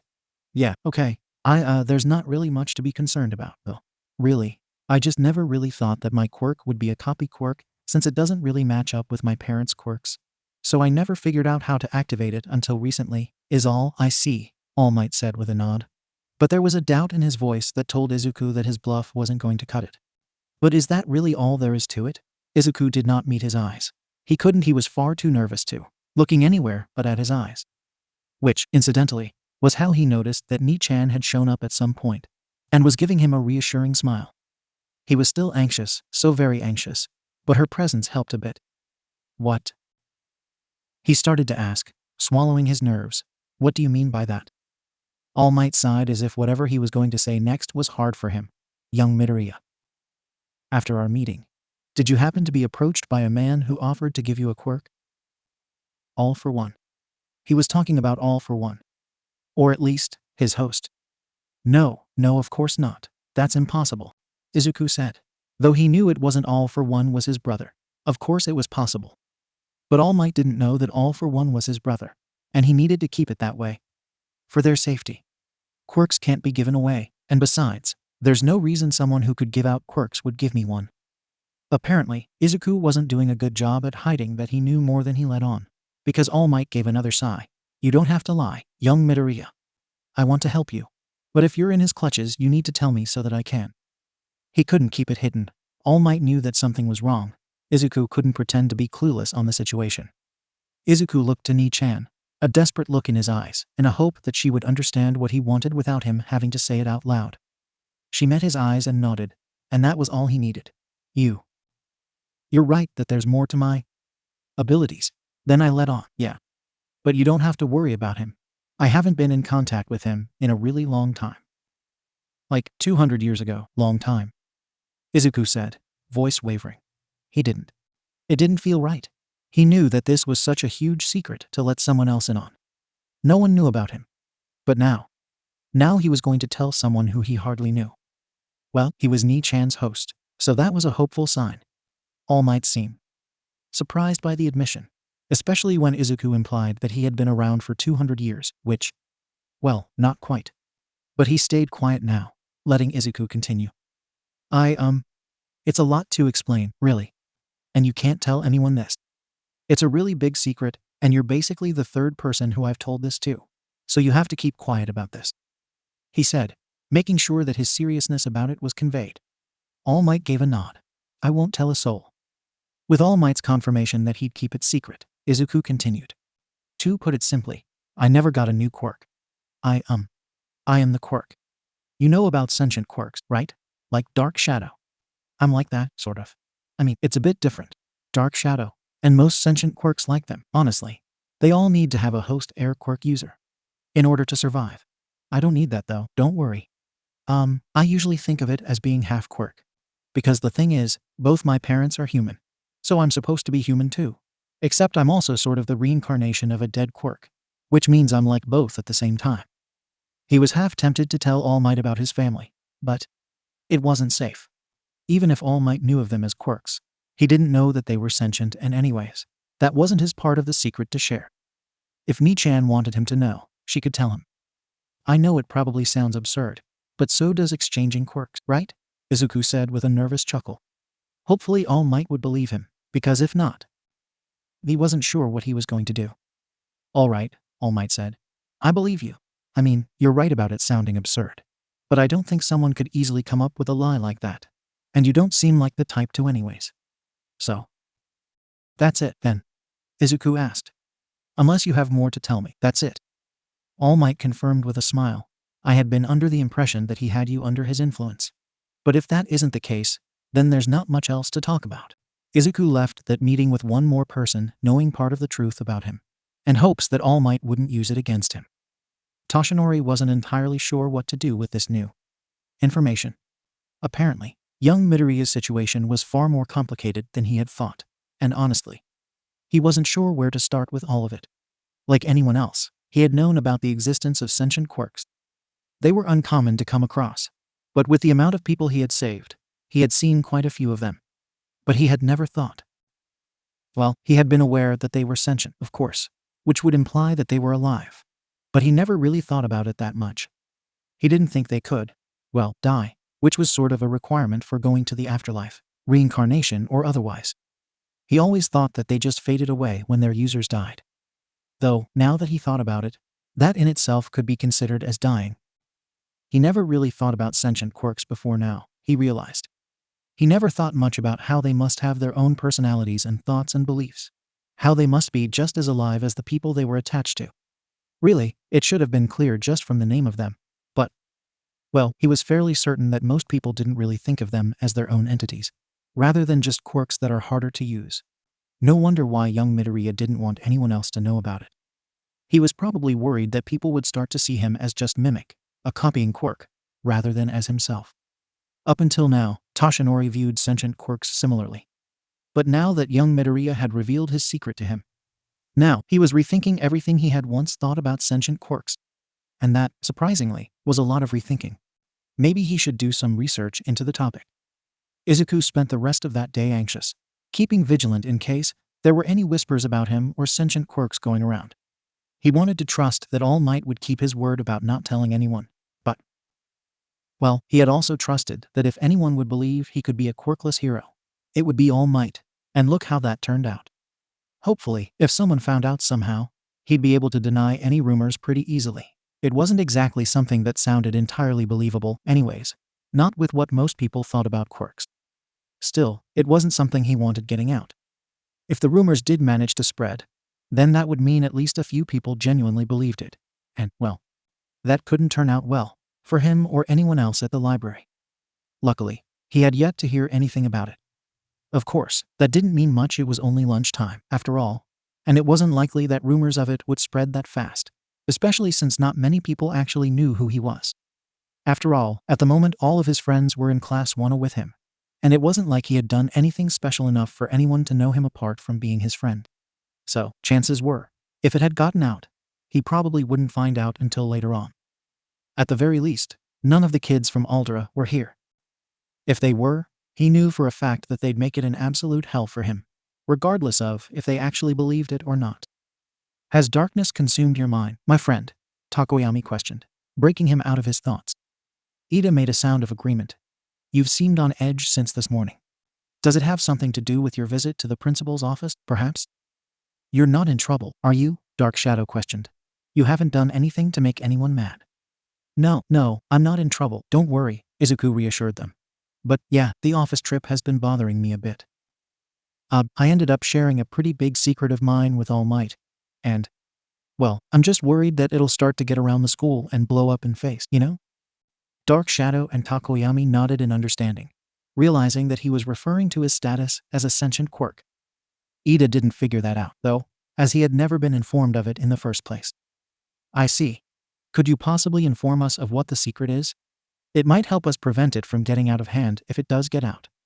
Izuku shook his head. "Maybe one day, Iida, but not right now. I'd need a bit more time for that, you know? I mean, it's not anything bad or anything, it's just not something I want people knowing about. Even if I told you, there's not much that you could do to keep it from being a problem. I just have to hope All Might doesn't tell anyone." Luckily, his friend nodded in understanding. "I see. Well, in that case, I'm sure you have nothing to worry about. If it's nothing bad, and All Might knows it's a secret, I'm sure he'll keep it that way. And if not, we'll be here to help you, no matter what." Dark Shadow chimed in, both Iida and 𝗬𝗏𝗵𝗃 nodding in agreement. "You shine with a bright light not often seen in this dark world. We shall protect your light at any cost." Izuku smiled at them in response. "Thanks. You guys are the best friends I could have asked for." One for All watched Toshinori silently, not making herself known to her host as usual. He was typing away at his computer, looking into different articles written about sentient quirks, the majority of them written by hosts of sentient quirks. There were some outdated ones, some that spoke negatively about sentient quirks, and some straight up inaccurate. But it was plenty outnumbered by the amount written by those who actually knew sentient quirks, purely because most people simply didn't care about them. It brought a smile to her face, seeing that he had cared about her little brother's admission enough to look into sentient quirks and change how he saw them. She had her doubts about him sometimes, but 𝗵𝗲𝗏 had picked a good one. Sitting in class, Izuku couldn't help but feel a little bit anxious. Okay, well, he always seemed to feel a bit anxious, thanks to Aizawa's quirk. More anxious than usual, he supposed. Which was actually a lot more than a little bit would imply. Especially with how fast his foot was tapping on the ground. He couldn't pinpoint one specific thing, really. There was, of course, Aizawa. But he wasn't the reason for the excess anxiety. Then there was the fact that he told All Might about being mimicked. Nothing bad had come from it yet, of course, and it had been a full day, but that didn't change the anxiety. And while Mi-chan had talked to him about it after, telling him that she was proud of him for handling the situation as well as he did, that didn't really ease the anxiety either. It was mostly about whether the secret would get out, after all. And then there had been his run-in with Kaken on the way to school. Nothing too bad had come out of it, but it still wasn't fun. Before he could think much more of it, the bell rang and Aizawa walked into the classroom. The main cause of his anxieties. He shrunk into himself, hiding behind Shinsu. He was much taller than Izuku, so it worked well enough. Aizawa looked around the room as the chatter died down. "You got quiet faster." If he'd said it in any tone other than the flat one he used now, Izuku might have thought he sounded proud. He knew better than that, though. "I have 2 announcements for you. First of all, there's going to be a field trip on Friday. Be on your best behavior. Second, you need to pick out your class president. I don't care how you do it, just be quiet. I'm going to take a nap, Aizawa said dully. As soon as he finished speaking, he was zipping up his yellow sleeping bag and laying down on the floor behind his desk. There was a tense silence for a few moments, as the class processed what they had been told. Shinsu's head hit the desk as he went back to pretending to sleep, or, on second thought, Izuku was pretty sure he was actually sleeping this time. Then, the class erupted, with everyone declaring why they would be the best candidate for class president. Izuku grimaced at the sudden loudness, finding it overwhelming as well as anxiety-inducing, since it went against Aizawa's instructions. If it made him mad. Luckily, Ida was quick to shut down the shouting. Everyone, quiet down. This is clearly an inefficient way to decide on our class president. Instead, I propose a democratic vote. General murmurs of agreement spread throughout the classroom, and soon enough, everyone was finding slips of paper to write their votes on. It was pretty easy for Izuku to choose who to vote for. Ida was clearly the most reasonable choice, and enough people agreed with him that Ida won the election, with Yaoyorozu as vice president. Classes after went about the same as usual, and eventually, it was time for lunch. Izuku sat with Ida and 𝗧𝗵𝗲. As per usual, the three friends chatting about the day so far. Congrats on winning the election, Ida-san, Izuku said, smiling kindly. Indeed. I am sure that you will be a guiding light for us all in the darkness, 𝗧𝗵𝗲 added. Thank you, Ida replied. I hope I'll make everyone proud. I'm sure you will. Alarms blared above them, deafeningly loud, causing Izuku to shoot up in surprise. The rest of the cafeteria seemed similarly surprised, everyone freezing up and looking around in shock, trying to figure out what was going on. Why are the alarms going off? Is there a fire? Ida questioned, standing up and looking around. Then, cutting through the sound of the alarms, a third year yelled out, It's a level 3 security breach. I've never seen one of these before. That sent the whole cafeteria into a panic. All of the sudden, people were rushing to get out of the cafeteria, running into each other with no regards for other people. 1 second, Izuku was standing at the table with 𝗧𝗵𝗲 and Ida. And the next, he was being pushed into the windows by the crowd. Shit. Where did Ida and 𝗧𝗵𝗲 go? They probably got swept up in the crowd too. But he had no idea how to find them. And he was still pressed against the window, which wouldn't be very helpful in finding them. He needed to wait. Through the window, he could see the broken fence around the school, as well as who had broken it. The press. It was the press. How they'd broken in, he didn't know. But he was pretty sure they weren't here to attack anyone. Just to get information that they probably really weren't supposed to be getting. No danger there. Everyone else was under the impression that it was a villain attack, though. Maybe if he told them, they'd calm down enough that people wouldn't be shoving each other around like this. But how could he? If he copied Present Mike's quirk, he'd be loud enough to be heard by everyone. But being this close to everyone, he'd worry about hurting someone's hearing and making things worse instead. He needed to get up higher, and just then, he spotted 𝗧𝗵𝗲, hiding underneath one of the tables to avoid being trampled. He wasn't sure if the other would be close enough to hear him, but he yelled out anyways. Hey, 𝗵𝗲. Do you think you could ask Shadow to get me up to the ceiling? 𝗧𝗵𝗲 could very clearly hear him, as he looked very distressed by the request. My friend, this is no time for, what? I have a plan, but I can't be on the ground level for it to work. I'll be fine, don't worry, Izuku yelled back. If you're sure you know what you're doing, I suppose I will ask them, 𝗧𝗵𝗲 said. A few moments later, Izuku saw dark shadow weaving their way through the crowds of students to where he was. Hi, Blacklight. You're really weird sometimes, you know that, Izuku? Dark Shadow informed him as they picked him up, carrying him up to the ceiling. So, what's the plan? I need you to get me up onto some sort of ledge, maybe the rafters. And then you need to go back to 𝗵𝗲. I'm gonna use Present Mike's quirk, so you don't want to be too close. Izuku explained. Dark Shadow nodded. I don't know if I can make it that far, with all the lights, but I'll try. They shot upwards, taking Izuku up about halfway to the ceiling, before stopping, making a strained-looking expression. I can't.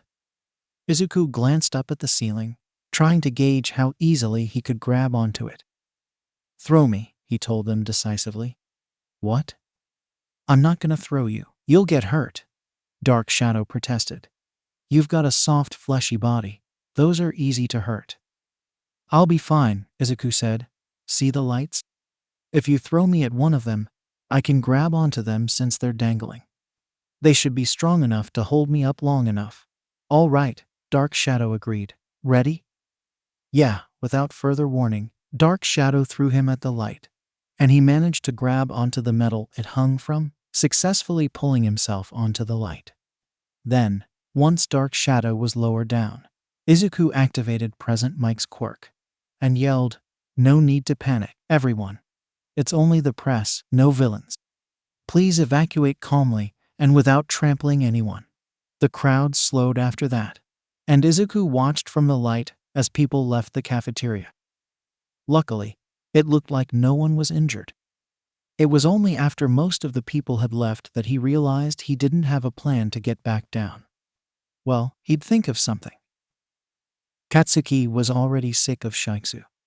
The teachers were way more strict than anything he'd seen in 𝗎𝙪𝙢, which made them look even more like stuck-up bastards than they already were. Some of the other students seemed way better than him, which was not okay. And then there were the anger management classes. He didn't need anger management, damn it. His anger was just fine. He wasn't the problem here, 𝗬𝗍𝗂 was, and that stupid fucking Deku was. They were all getting in his way, and then acting like it was his fault. He had every right to be angry. But as much as he hated it, he had to put up with it if he wanted to be a hero. He couldn't afford to get kicked out of 𝗧𝗵𝗄 to